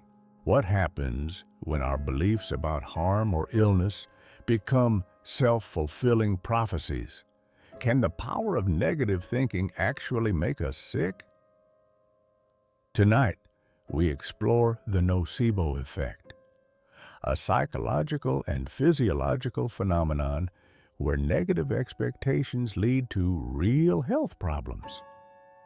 The Nocebo Effect is the darker counterpart to the better-known placebo effect. While placebos harness the mind's ability to heal through positive belief, nocebos demonstrate how negative beliefs can manifest as physical symptoms. For example, imagine being told that a harmless pill might cause side effects like nausea or headaches, even though it contains no active ingredients. Remarkably, some people will still experience these symptoms simply because they were warned about them. Consider someone diagnosed with a chronic condition. If they're convinced their prognosis is grim, they may begin to feel worse, not just emotionally, but physically. Stress hormones flood their system, weakening the immune response and exacerbating existing conditions. This isn't imagined suffering, it's very real. The brain has an extraordinary connection to the body, capable of amplifying pain, fatigue, and other symptoms based purely on perception and expectation. One famous study involved participants who were exposed to fake allergens, such as a harmless leaf or inert substance. When researchers suggested these substances could trigger allergic reactions, many participants developed rashes, swelling, or respiratory issues, all despite the absence of any actual allergen. This shows how deeply our minds influence our bodies. Even cultural narratives play a role. In societies where certain illnesses are stigmatized, individuals may report more severe symptoms due to fear and societal pressure. The Nocebo Effect reminds us of the profound link between mind and body and the dangers of unchecked negativity. It challenges us to approach health information critically, balancing awareness with optimism. As you drift off to sleep tonight, reflect on this. How often do your fears shape your reality? And what would happen if you chose to focus on hope instead? What happens when small signs of neglect, like broken windows or graffiti, begin to take over a neighborhood? Could these seemingly minor issues be the first step toward something much darker? Tonight, we explore the broken windows theory, a controversial yet influential concept suggesting that visible signs of disorder can lead to an increase in serious crime. The broken windows theory was first introduced in 1982 by social scientists James Q. Wilson and George L. Kelling. They argued that maintaining order in public spaces is crucial for preventing larger societal breakdowns. The theory draws its name from a simple analogy. Imagine a building with a few broken windows. If left unrepaired, vandals may break more windows, eventually leading to squatters moving in and the structure falling into ruin. Similarly, unchecked signs of disorder, graffiti, litter, loitering, signal that no one cares, emboldening individuals to commit more significant offenses. For example, consider a park where trash piles up and graffiti covers the benches. At first glance, these might seem like cosmetic problems, but over time, they create an environment where antisocial behavior thrives. People start cutting through fences, breaking lights, or even stealing property, all because the initial signals of neglect went unaddressed. This isn't just speculation. Studies have shown correlations between community upkeep and crime rates. When authorities enforce rules against minor infractions, it sends a message that standards are maintained, deterring potential offenders. One real-world application of this theory came in New York City during the 90s. Under Mayor Rudy Giuliani and Police Commissioner William Bratton, the city implemented policies targeting low-level crimes such as fare evasion and public drinking. These efforts coincided with a dramatic drop in violent crime, a trend often attributed to the broken windows approach. However, critics argue that focusing on minor offenses disproportionately targets marginalized communities, potentially exacerbating tensions between law enforcement and residents. The theory also raises questions about causation versus correlation. Does disorder truly cause crime, or are both symptoms of deeper systemic issues? The broken windows theory reminds us of the delicate balance between order and freedom, and how perceptions of safety shape our environments.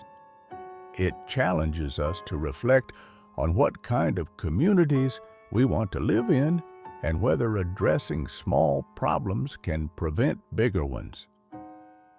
As you drift off to sleep tonight, ask yourself, how do the spaces around you influence your actions?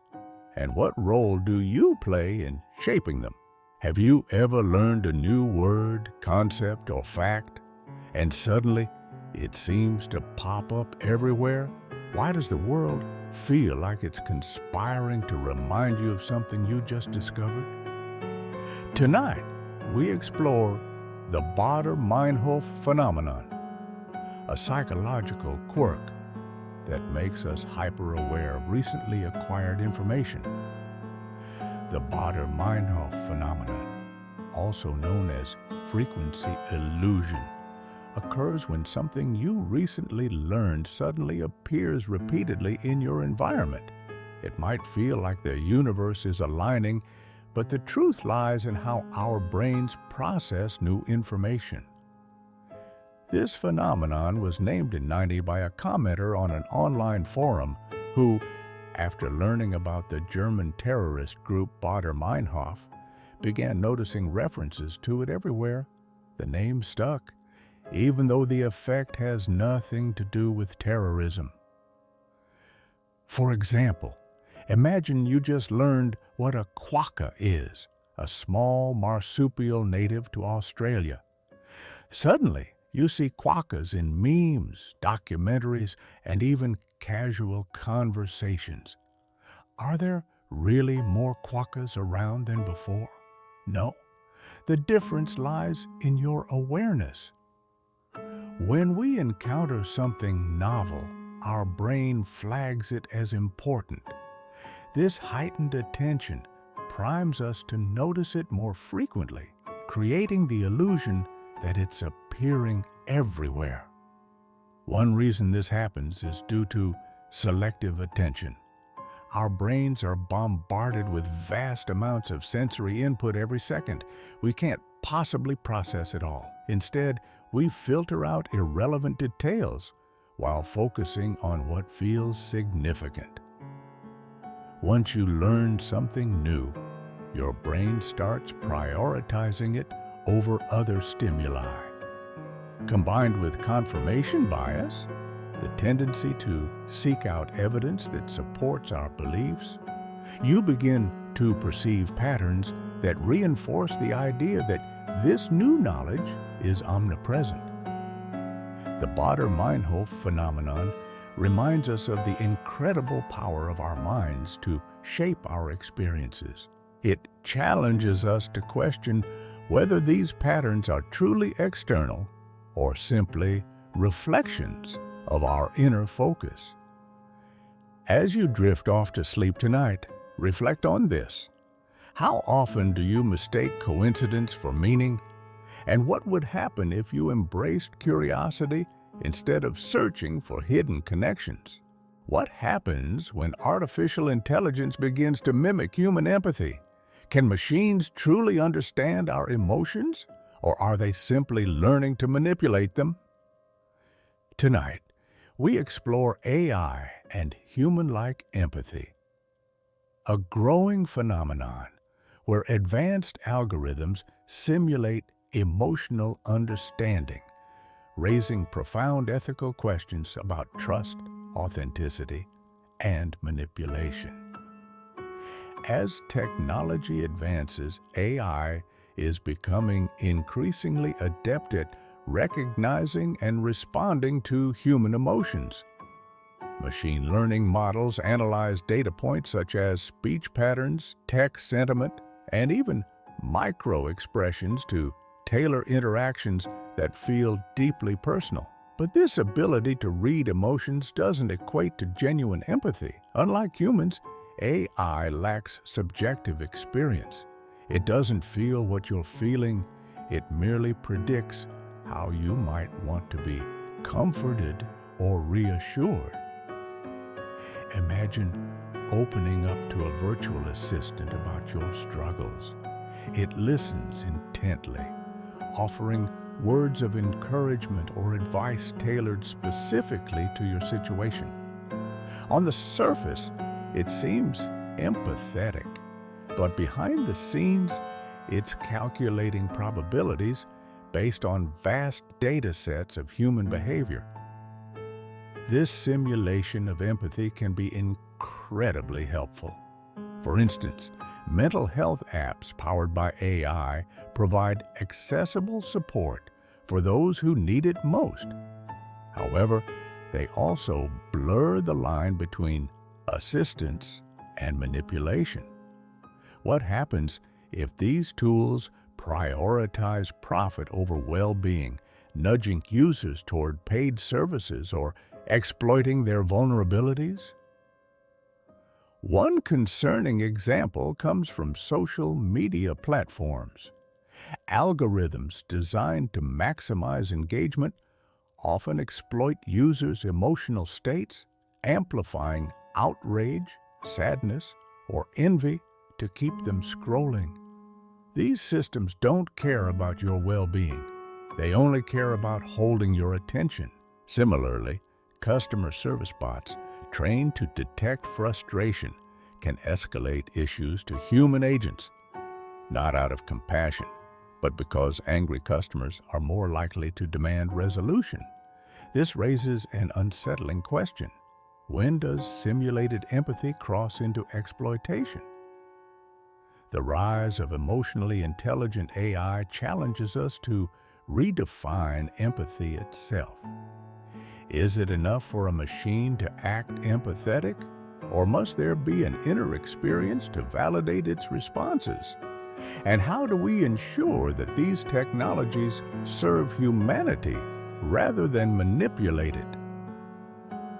As you drift off to sleep tonight, reflect on this. Would you trust a machine to understand your pain, or would you prefer imperfection from another human being who truly feels with you? What drives us to create art, build civilizations, or seek meaning in life? Could it all stem from one primal fear, the fear of death? Tonight, we explore terror management theory, a psychological framework that suggests our awareness of mortality profoundly influences everything we do.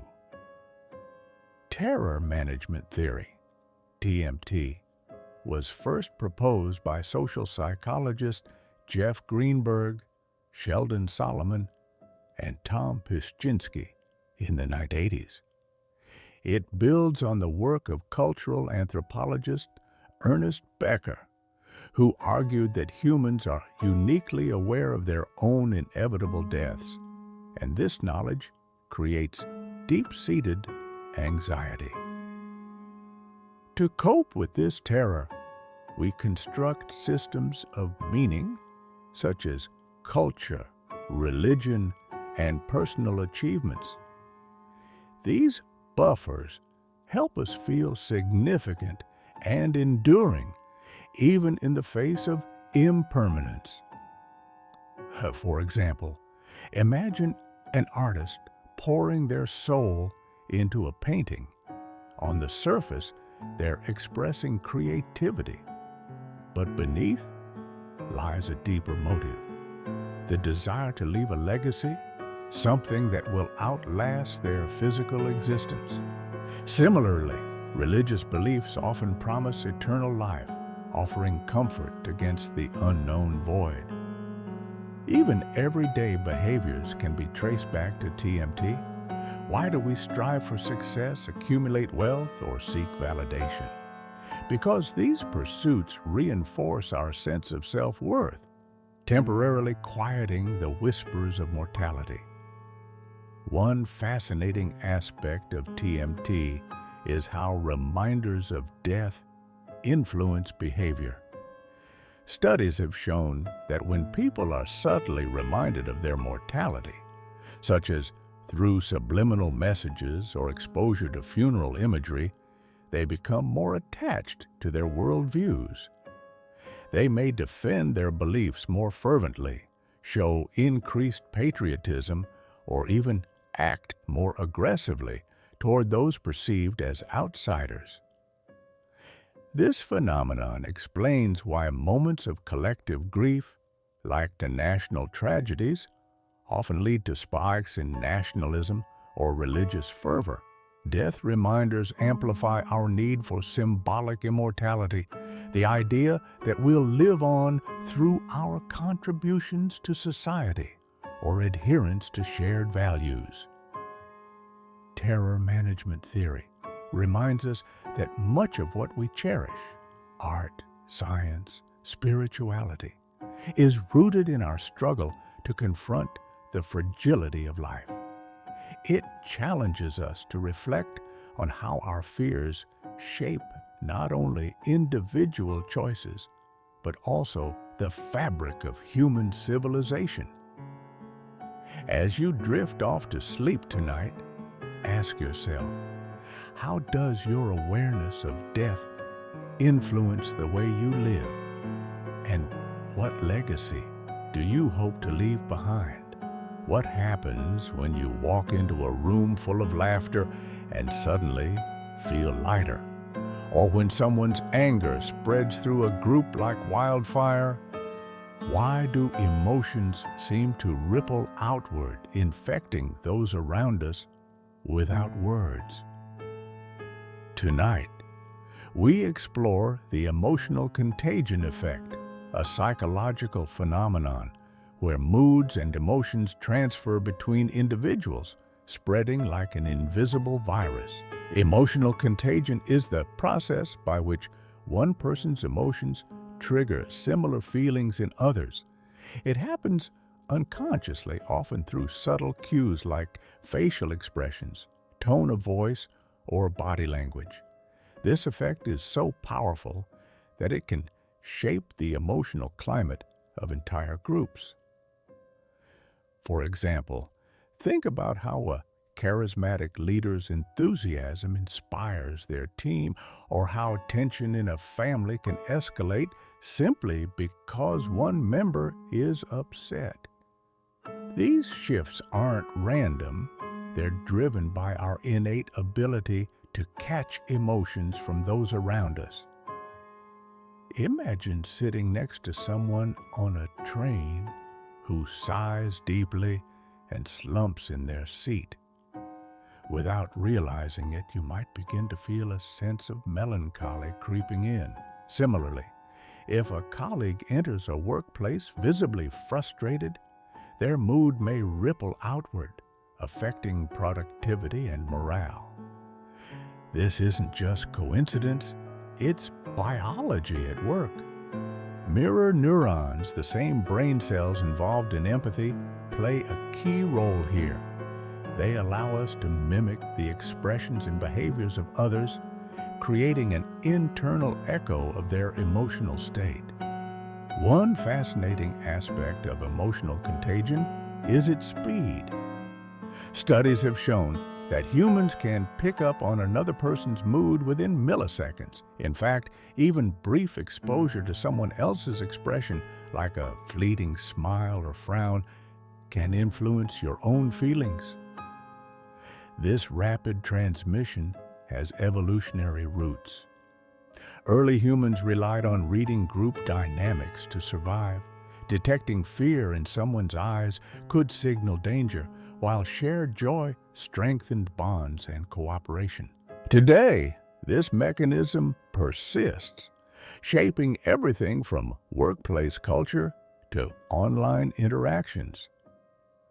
The emotional contagion effect reminds us of the profound interconnectedness of human experience. Our emotions don't exist in isolation.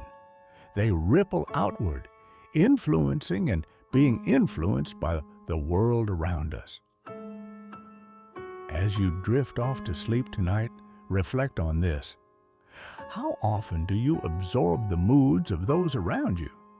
And what kind of emotional energy are you bringing into the lives of others? What happens when danger creeps in so gradually that we fail to notice it until it's too late? Why do humans often ignore slow, incremental changes even when they pose a significant threat? Tonight, we explore the boiling frog syndrome, a metaphorical concept that explains how people can become desensitized to gradual deterioration, whether in their environment, relationships, or society. The boiling frog syndrome is rooted in an old anecdote. If you place a frog in boiling water, it will leap out immediately.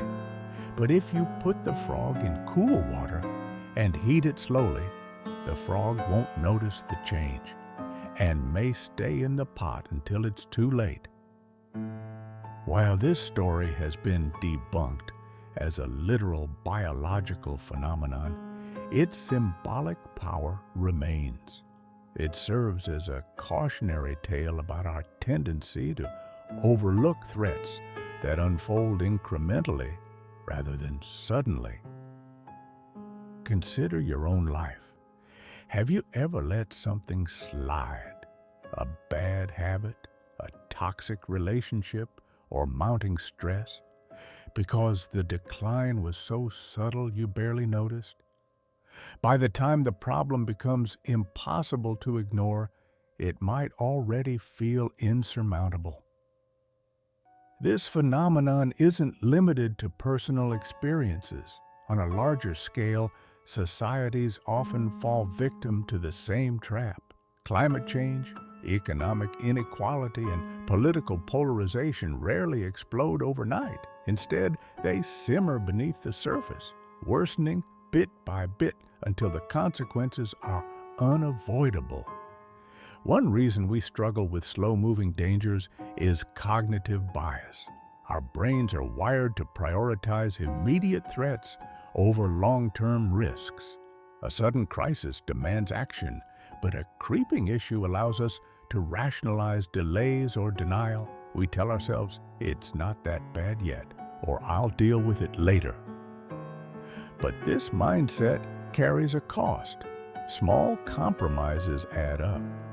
What starts as a minor but inconvenience can escalate into a major catastrophe before we realize what's happening.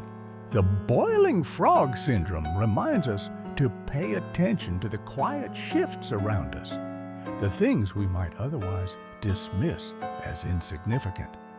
It challenges us to act early, even when the stakes seem low, knowing that prevention is far easier than reversal. As you drift off to sleep tonight, reflect on this. Are there areas in your life where small problems are going unaddressed? And what would happen if you took action now instead of waiting? What happens when you feel eyes on you, even when no one is there? Why does the sensation of being watched send shivers down your spine? Tonight, we explore the unconscious fear of being watched, a primal survival instinct rooted deep within our evolutionary past. The fear of being watched is not just paranoia, it's an ancient mechanism designed to keep us safe. For our ancestors, detecting the gaze of predators or rivals was critical for survival. Those who could sense danger from afar were more likely to live and pass on their genes. This instinct remains with us today, manifesting in subtle ways. Even in modern environments, we often feel uneasy when we think someone or something is observing us, whether real or imagined. Imagine sitting in a coffee shop, absorbed in conversation. Suddenly, you get the inexplicable feeling that someone nearby is staring at you. You glance up, and sure enough, they quickly look away. Whether intentional or accidental, this moment triggers a cascade of physiological responses: heightened alertness, increased heart rate, maybe even a flush of discomfort. But what if no one is actually watching? Studies suggest that this sensation can arise even without direct evidence. Our brains are wired to detect patterns and cues associated with attention, such as movement or focused direction. When these signals align, we interpret them as being observed, even if nothing is there. One explanation lies in how our brain processes visual information. The superior colliculus, a region involved in detecting motion and potential threats, operates largely unconsciously. This means you might feel a gaze before consciously registering it. It's part of a broader system designed to keep us vigilant against unseen dangers. Cultural influences also play a role. From folklore about evil eyes to modern depictions of surveillance states, the idea of being watched taps into universal anxieties about vulnerability and control. These narratives reinforce the notion that being observed carries inherent risk. The unconscious fear of being watched reminds us of the lingering power of our primal instincts. While once vital for survival, this sensitivity now shapes how we navigate social interactions, public spaces, and even digital platforms filled with invisible observers. As you drift off to sleep tonight, reflect on this. How often do you carry the weight of imagined eyes? And how does this primal instinct influence your sense of safety in a world where visibility is both unavoidable and unavoidable? What happens when an individual's ability to think freely is systematically dismantled? How do cults, totalitarian regimes, and manipulative leaders erase independent thought and replace it with blind obedience? Tonight, we explore brainwashing techniques, the psychological strategies used by authoritarian groups and dictators to control minds, suppress dissent, and create loyal followers. Brainwashing, also known as coercive persuasion, is not just a plot device from dystopian novels. It's a real and insidious process. It involves breaking down an individual's identity, beliefs, and autonomy, then rebuilding them according to the desires of the controlling entity.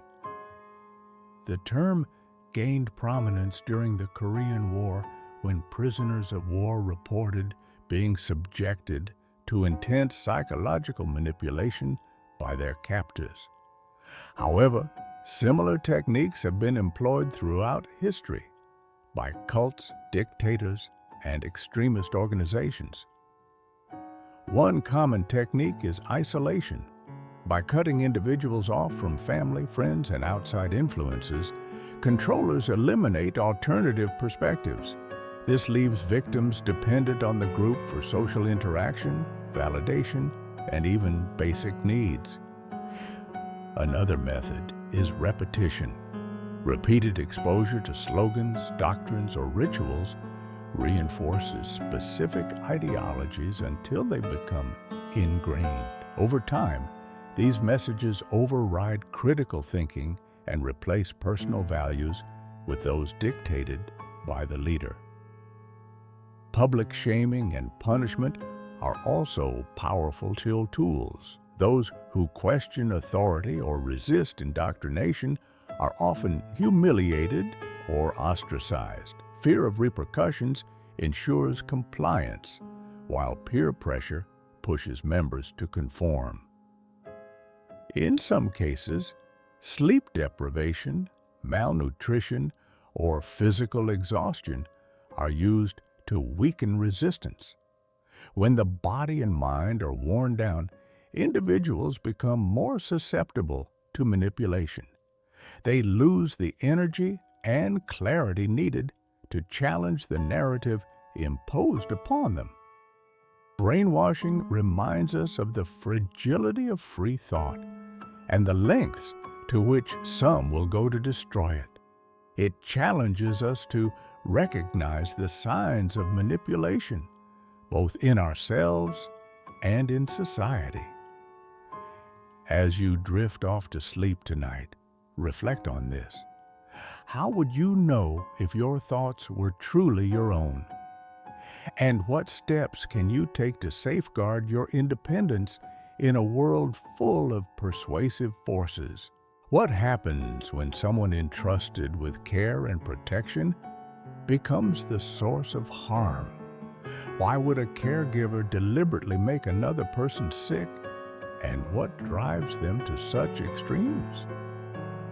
Tonight, we explore Munchausen syndrome by proxy, a chilling psychological condition where caregivers fabricate or induce illness in those they are responsible for, often to gain attention or sympathy. Munchausen syndrome by proxy, now more commonly referred to as factitious disorder imposed on another, FDIA, was first identified in the 1970s by British pediatrician Roy Meadow. It describes a form of abuse where a caregiver, often a parent, intentionally causes or exaggerates symptoms in a dependent, typically a child. This behavior is not motivated by financial gain or malice toward the victim, but rather by the caregiver's need for validation. By presenting themselves as devoted caretakers of a chronically ill individual, they seek admiration, pity, or recognition from others.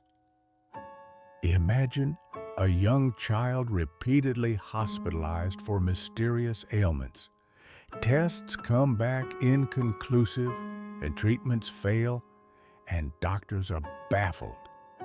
Unbeknownst to them, the child's primary caregiver has been poisoning their food, contaminating lab results, or even suffocating them briefly to mimic asthma attacks. To outsiders, the caregiver appears loving, attentive, and deeply invested in the child's recovery. But behind closed doors, they orchestrate these illnesses to fulfill their own emotional needs, a twisted form of manipulation that puts the victim's life at risk. One hallmark of FDIA is its insidious nature. The caregiver often goes to great lengths to avoid detection, sometimes moving between hospitals or feigning confusion about the patient's worsening condition. This makes diagnosis exceedingly difficult. Healthcare providers naturally trust parents and guardians, assuming their intentions are pure. Victims of this syndrome may endure years of unnecessary surgeries, painful procedures, or toxic treatments, all while the true perpetrator remains hidden in plain sight. In severe cases, the abuse can lead to permanent injury or death. Munchausen syndrome by proxy reminds us of the devastating consequences of unchecked psychological dysfunction and the importance of vigilance within medical and social systems. It challenges us to question assumptions, listen to subtle warning signs, and protect the vulnerable from those who exploit their trust. As you drift off to sleep tonight, reflect on this. How do we balance compassion for caregivers with skepticism when something feels amiss? And how far would you go to ensure the safety of those who cannot speak for themselves? What happens when the line between reality and fiction becomes indistinguishable? When the media we consume shapes not just what we think, but how we perceive the world itself? Tonight, we explore hyperreality theory, a concept that examines how media manipulates our perception of reality, creating a distorted lens through which we view life. Hyperreality is more than just an oversaturation of information. It's a state where representations of reality through television, movies, social media, or even video games begin to replace actual experiences. The term was popularized by French philosopher Jean Baudrillard, who argued that modern society has moved beyond mere imitation of reality into a realm where simulations become our reality. In this hyper-real landscape, what we see on screens feels more tangible and meaningful than the physical world around us. Imagine waking up and immediately reaching for your phone. Before you have even stepped outside, you're bombarded with filtered images of perfect lives, sensational headlines, and algorithm-driven narratives designed to capture your attention. Over time, these fragments of media begin to shape your understanding of truth. For instance, social media often presents an idealized version of reality, one where everyone seems happier, more successful, and more connected than they truly are. This curated illusion can lead individuals to feel inadequate or disillusioned with their own lives, despite knowing intellectually that much of what they see isn't real. One striking example comes from the rise of deepfake technology. With advanced AI, it's now possible to create hyper-realistic videos of events that never happened, or statements by public figures they never made. These fabrications blur the boundaries between fact and fiction, making it increasingly difficult to discern what's genuine. Even traditional forms of media contribute to this phenomenon. News outlets, driven by ratings and clicks, may prioritize dramatic storytelling over nuanced reporting. As a result, audiences come to believe that rare tragedies are commonplace, or that complex issues have simple solutions. Hyperreality theory reminds us that the stories we tell and the ones we consume shape our collective consciousness. It challenges us to question the sources of our knowledge and remain vigilant against manipulation. As you drift off to sleep tonight, reflect on this. How much of your worldview is shaped by the media you engage with? And how can you reclaim agency in a world saturated with simulations? What would drive someone to admit to a crime they didn't commit? Why do innocent people sometimes confess to acts they had no part in?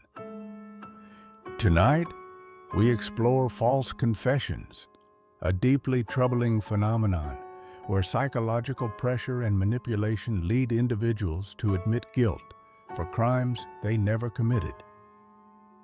False confessions are far more common than many realize. Studies estimate that up to 20% of wrongful convictions overturned by DNA evidence involve false confessions. But why would anyone willingly take responsibility for something they didn't do?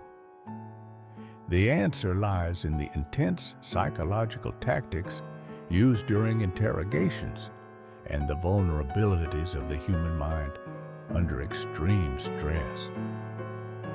Imagine being held in a small, windowless room for hours or even days without sleep.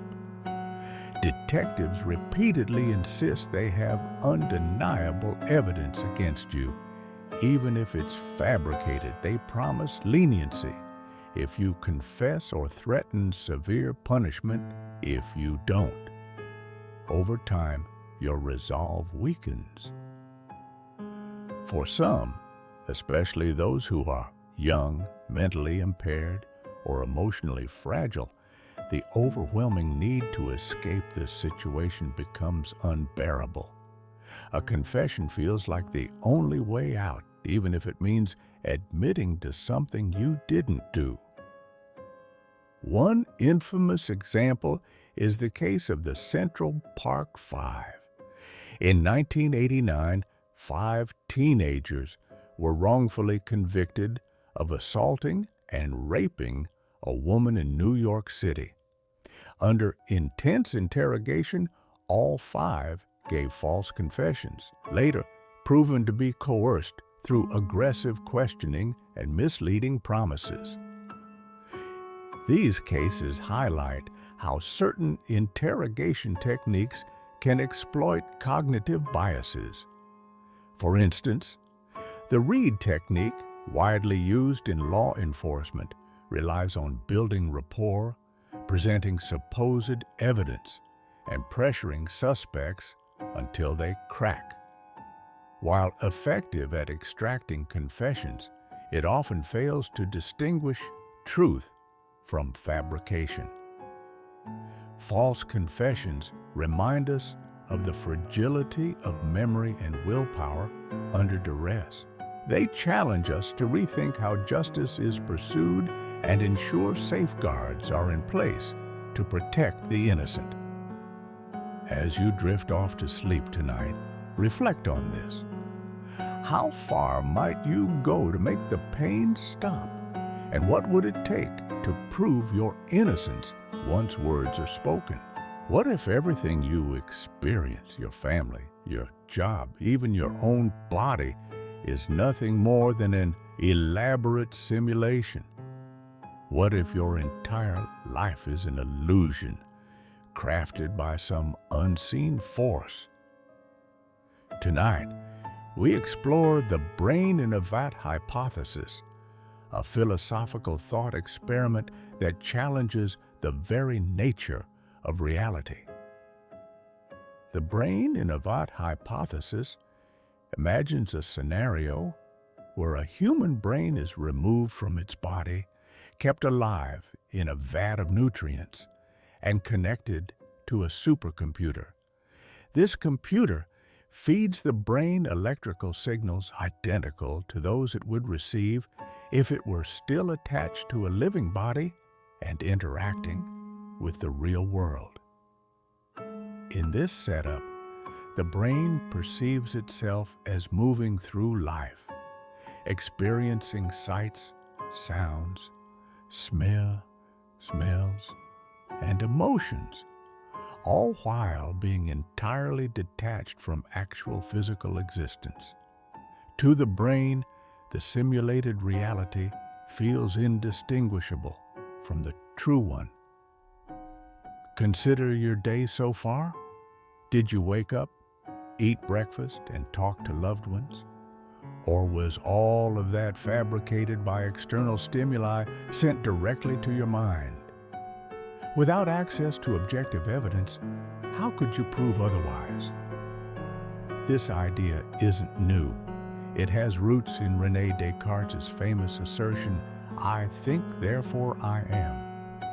If all sensory input can be doubted, the only certainty is the act of thinking itself.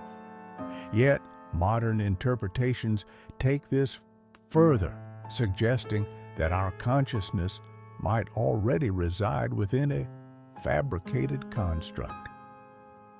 One compelling extension of this hypothesis comes from contemporary debates about artificial intelligence and virtual reality. With advancements in computing power, creating hyper-realistic simulations becomes increasingly plausible. Some theorists argue that future civilizations may develop such technologies, raising the possibility that we are living in a simulation created by our descendants, or even another species. But the implications go deeper. If we cannot trust our senses, then what does it mean to know anything? Science, philosophy, and morality rely on shared assumptions about the external world. The brain in a vat hypothesis forces us to confront the unsettling possibility that these foundations might crumble under scrutiny. The brain in a vat hypothesis reminds us of the limits of human perception and the fragility of the boundary between reality and fabrication. It challenges us to question not only the world around us, but also the nature of our own minds. As you drift off to sleep tonight, reflect on this. How do you know what's real? And if your reality turned out to be an illusion, would it change the way you live your life? What happens when fear spreads like wildfire through an entire community? When groups of people collectively experience symptoms of illness or panic, despite no clear physical cause? Tonight, we explore mass hysteria, a psychological phenomenon where large numbers of people lose touch with reality, driven by shared anxiety, suggestion, or misinformation. Mass hysteria, also known as mass psychogenic illness, occurs when individuals in a group begin to exhibit similar physical or emotional symptoms without any identifiable medical basis. These episodes often arise during times of stress, uncertainty, or heightened emotions. Throughout history, there have been countless examples, from medieval dancing plagues to modern-day school evacuation caused by mysterious odors. In each case, the trigger isn't biological, but psychological, fueled by collective belief and social contagion. Imagine being in a classroom where one student suddenly faints or complains of dizziness. Within minutes, others start feeling nauseous or short of breath, even though there's no environmental hazard present. The power of suggestion takes hold. What begins with one person quickly spirals into widespread panic. This isn't about faking symptoms. It's about real physiological responses triggered by the mind. Stress hormones flood the body, causing headaches, difficulty breathing, or even seizures. To those experiencing it, the distress feels absolutely genuine. One notable example occurred in 1962 in Tanganyika, now Tanzania, where dozens of girls at a boarding school began laughing uncontrollably. What started as harmless giggling escalated into weeks of hysterical laughter that spread to neighboring villages, disrupting daily life for over a year. No underlying health issue could explain the outbreak. It was purely psychological. Similarly, in 2011, workers at a factory in New Zealand reported feeling sick after smelling strange odors. Tests revealed nothing harmful in the air, yet hundreds fell ill simply because they believed something was wrong. Mass hysteria reminds us how deeply intertwined our minds are with those around us, and how fragile our grip on reality can be under pressure. It challenges us to approach such events with empathy rather than judgment, recognizing the role of fear and suggestion in shaping human behavior. As you drift off to sleep tonight, reflect on this. How easily might you be swept up in a wave of collective emotion? And what steps can you take to ground yourself when uncertainty strikes? What happens when a soaring melody or a sudden eerie moment sends shivers down your spine? Why do certain sounds or even suspenseful situations make our skin crawl and leave us breathless? Tonight, we explore frisson, that electrifying skin-crawling sensation caused by music, art, or chilling experiences. Frisson, often described as musical chills, is a physical reaction triggered by powerful sensory input. It manifests as goosebumps, tingling sensations, or a wave of cold running down your back. But what causes this visceral response? Scientists believe frisson occurs when the brain processes something emotionally evocative, whether it's a crescendo in a symphony, a haunting chord progression, or a tense scene in a movie. These moments bypass logic and tap directly into our primal emotional circuits. For example, imagine hearing a singer hit an unexpected high note during a ballad. Your autonomic nervous system responds almost instantly. Heart rate increases, pupils dilate, and tiny muscles at the base of hair follicles contract, creating goosebumps. This reaction likely evolved as part of our fight or flight mechanism. In ancient times, sudden changes in sound could signal danger, like the snap of a twig or the growl of a predator.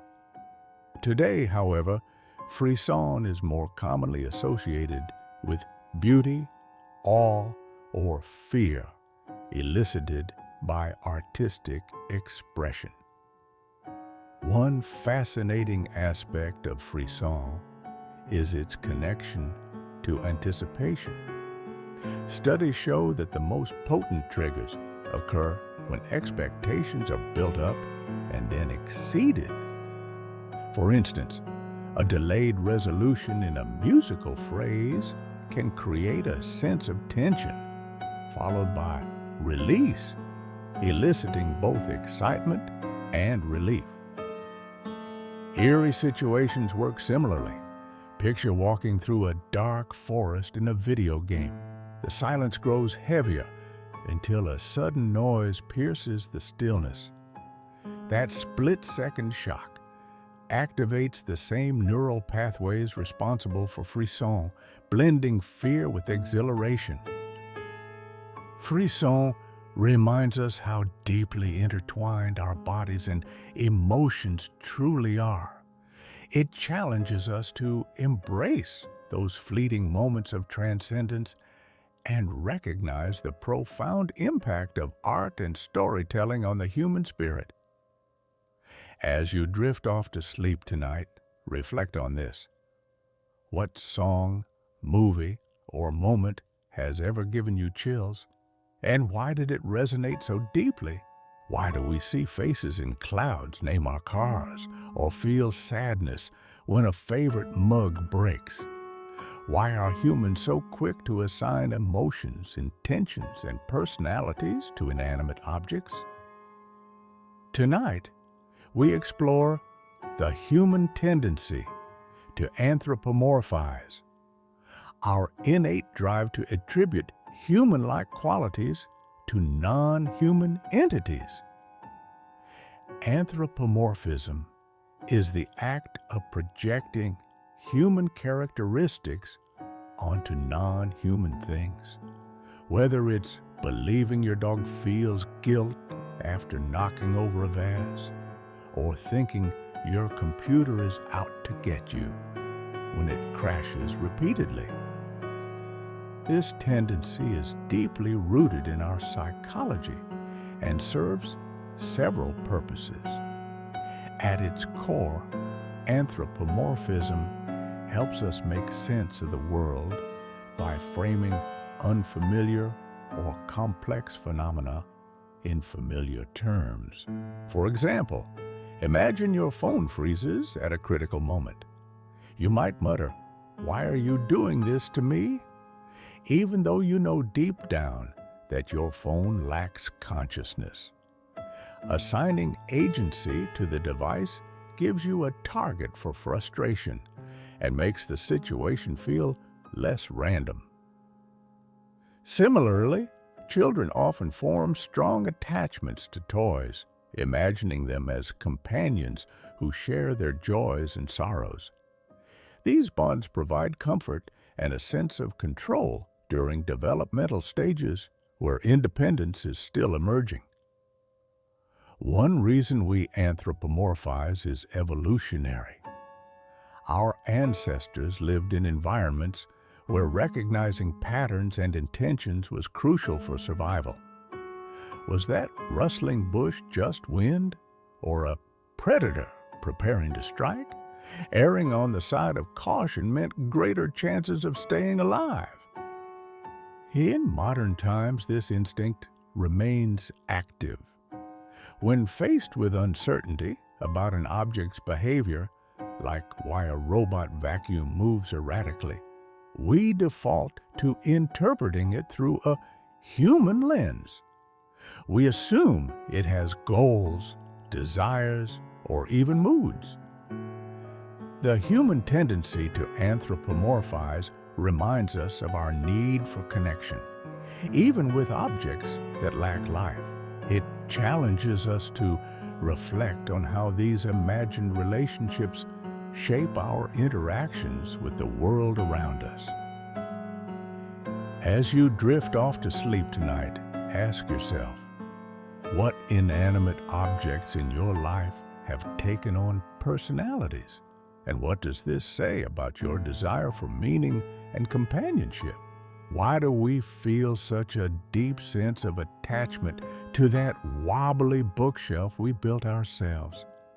Why does something we've had a hand in creating seem more valuable than if it were handed to us ready-made? Tonight, we explore the IKEA effect, a psychological phenomenon where people place disproportionately high value on things they've helped create. The IKEA effect was first identified by researchers Michael Norton, Daniel Motion, and Dan Ariely in 2011. They conducted experiments showing that participants consistently valued items they assembled themselves, like IKEA boxes or origami creations, more highly than identical pre-assembled versions. This effect isn't limited to furniture. It extends to everything from cooking meals to crafting projects. Essentially, anytime we invest effort into creating something, we perceive its worth through the lens of our labor. Imagine spending hours putting together a piece of flat-pack furniture. You wrestle with confusing instructions, lose tiny screws under the couch, and finally manage to complete your project, only for it to lean slightly to one side. Despite its flaws, you feel oddly proud of it. To you, it's not just a shelf, it's a testament to your hard work. This happens because our brains associate effort with value. The more energy we expend on something, the more meaningful it becomes to us. It's tied to the same psychological mechanism that makes us cherish personal achievements, no matter how small. One reason this effect is so powerful is that it taps into our need for competence and self-worth. Completing a task gives us a sense of mastery and boosts our confidence. Companies like IKEA capitalize on this by offering products that require assembly, knowing customers will feel a stronger connection to what they build. But there's a flip side. Sometimes we overvalue poorly made creations simply because we put effort into them. Ever held on to a lumpy sweater you knitted years ago, even though it looks terrible? That's the IKEA effect at work. The IKEA effect reminds us of the power of participation and how much our efforts shape our perception of value. It challenges us to reflect on whether we're holding on to things or ideas, not because they're inherently great, but because we've invested ourselves in them. As you drift off to sleep tonight, ask yourself, what have I created that I hold dear? And would I see it differently if it hadn't come from my own hands? What happens when someone expects you to fail, and those expectations start shaping your reality? Why do low expectations sometimes become self-fulfilling prophecies? Tonight, we explore the Golem Effect, a psychological phenomenon where low expectations lead to poorer performance, creating a cycle of underachievement. The Golem Effect is the darker counterpart to the more well-known Pygmalion Effect, which describes how high expectations can boost performance. Named after the mythical creature that followed its creator's commands without question, the Golem Effect shows how negative assumptions can stifle potential.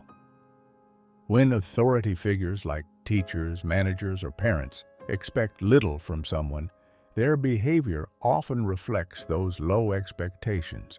This, in turn, influences the individual's belief in themselves, leading to reduced effort and worse outcomes. For example, imagine a teacher who assumes a particular student will struggle academically.